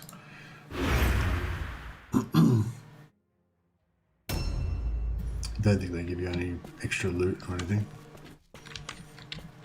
Yeah, money is like not quite irrelevant, but pretty much. And experience is, yeah, completely irrelevant because we're not going to keep any of these guys, I don't think. The captain guy is pretty cool, but oh, here we go. Who's going to cop this? No one. Okay, so we need to like either try and sucker out his ambush or try and sneak up around that pole and get into his ambush.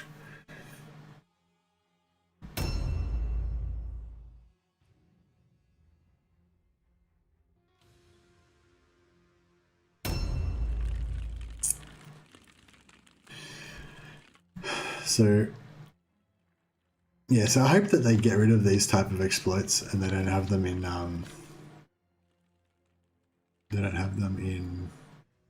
Necromunda, but I'll kind of demonstrate one here. So if I'll delay here, right, and that'll create a little island of this guy's area of influence. And then I'll bring another guy up and use that island to plant the other guy, and then kind of just, you know, path my way into this guy's ambush so that he doesn't get to ambush me. And then I'll be able to just walk into combat with him without triggering his ambush. And so that'll like waste 2 of his attack points, giving us a little bit of an advantage. Okay. Unfortunately, this guy's delay is gonna mean that he probably won't get to actually attack himself. He'll still do his job of letting us walk in, but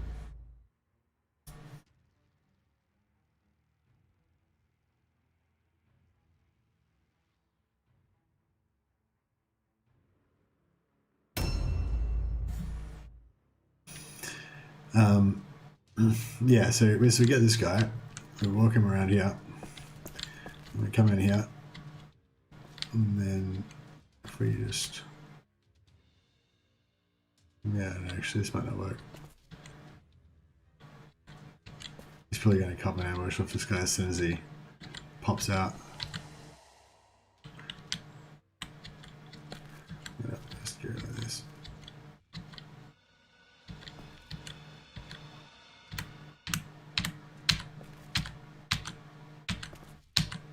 No. Never mind. Yeah, I mean, you'll have to trust me that it can be done, but I didn't do it very well. So this guy's gonna basically eat shit if I attack again, because he's gonna have enough points to do a second attack on me. So it might be better if we just cruise into dodge stance here, like a boss.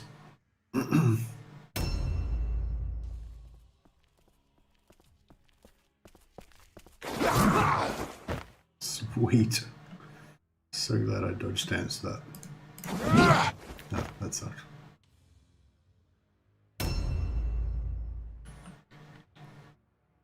So this guy doesn't really want to get a hit from that Cat's hero, so he's just going to cruise over this guy that's got no attack points left. And hopefully we should still have enough guys in combat. Okay, so the captain, I think the captain's going to be able to take a couple of hits, so he's going to basically eat the counterattack from this guy.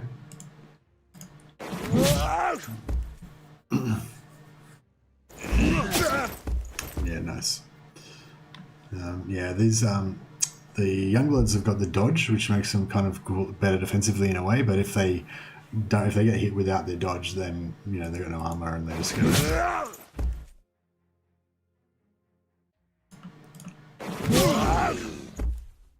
Yeah, so notice his successive hits are like substantially less damaging. But if we can get the armored champion in there, he'll be able to wreck some shop. This guy may as well grab some Objectives updated.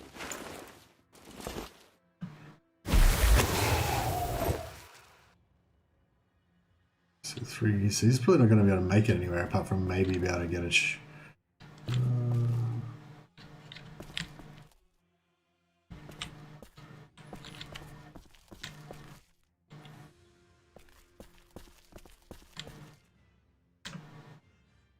crap.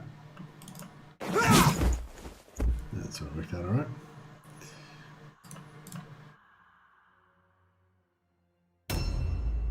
Okay, so this guy really wants to go onto the other henchman because he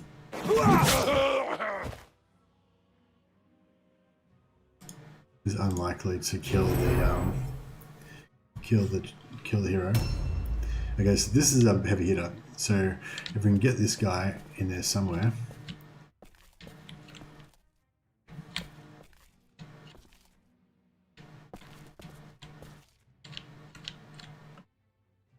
Yeah, nice. Okay, so he should be able to drop this guy. I don't know if there's going to be any. No. So there's nowhere he can get in to attack that guy. Where are the enemies now? They're all going to be coming in here. So we might just keep this guy around here.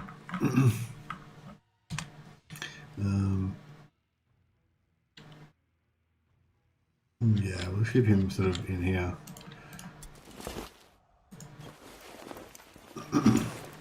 So ideally he won't get charged.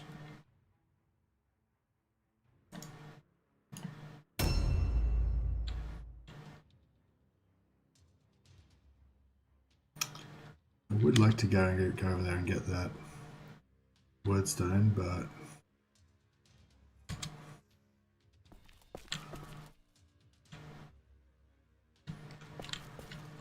we should just just keep this guy handy.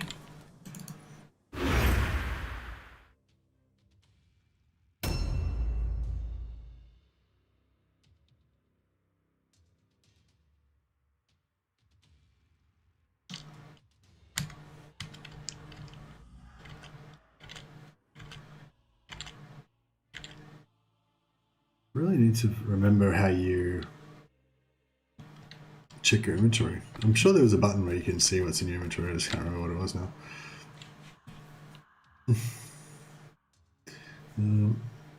Yeah, this guy I don't particularly want to get hit.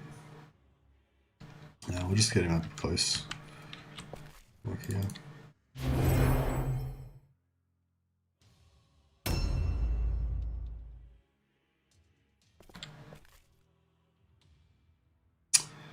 I really wish I knew if this guy had any action, any items on him. If he runs all the way over there and his inventory is full, it's going to be really annoying. Suppose we could send 2 of them over there. No, we'll keep him here. Safer.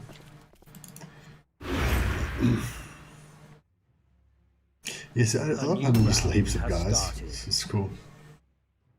I never liked using the impressives because I just like having more guys.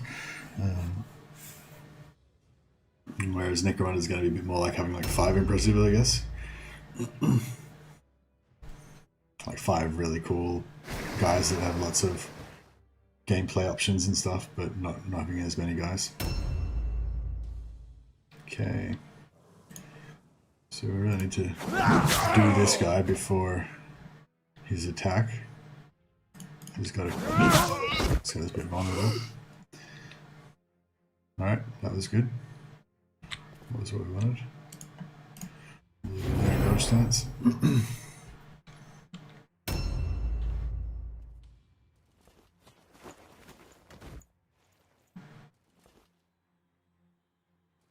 We've got a champion up there trying to climb. I'm guessing that's because he's got a ranged weapon. Which, yeah, ranged characters in high ground are kind of a real problem with this warband because we don't have any ranged weapons, and our whole thing relies on stacking up multiple, like staying together and stacking multiple great swords on one guy. So if they're up on a balcony or something, we pretty much have to climb up there and 1v1 them. So it kind of negates all of our, all of our bonuses. We'll see if we can eat that. No. What was the other one I wanted?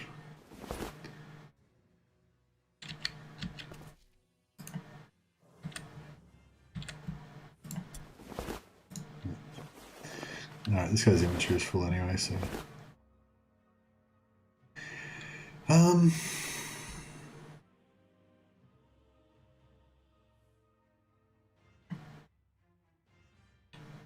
I think we kind of want to wait because he's going to we need to draw out the guy's counterattacks with somebody else first who's undamaged. Yeah, this guy's pretty much undamaged, so we'll do it with him, I guess. Actually, if we can draw the ambush and pull him away, and then I'll be able to stack more guys on him. No. He's not in the ambush stance. No, apparently he's not. Alright, well, I guess we'll just get right here. Just so we get as many people as possible stacked up on him. And he'll counterattack. And that should be it. Should just have one attack.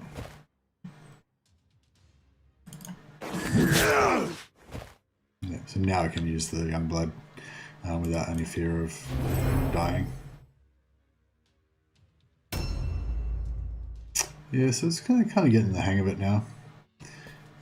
This guy should be able to do some pretty heinous damage.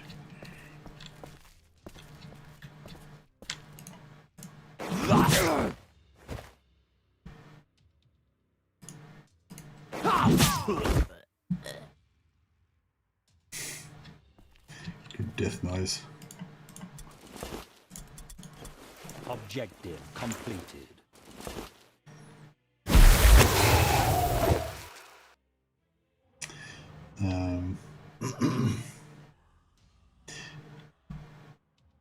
So yeah, we just completed the optional objective, but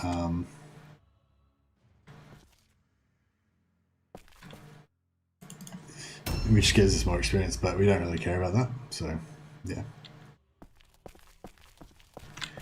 All right, so we'll get this guy in here, and then we'll just put him in dodge stance. Start stacking up around this area.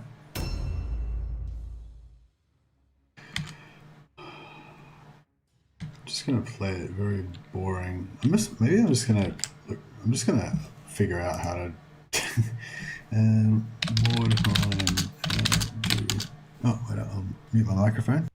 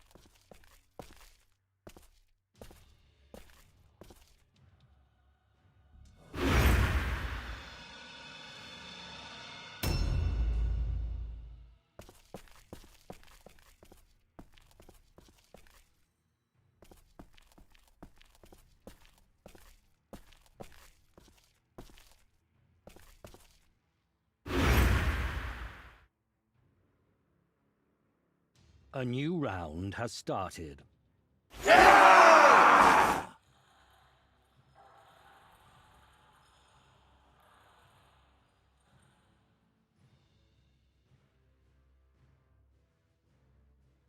When the Baron hears how you decimated the enemy, he will be as pleased as a halfling in a pie shop.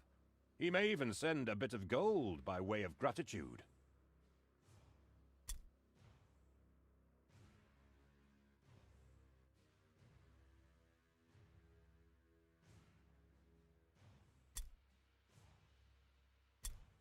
Remarkable. Remarkable. Outstanding.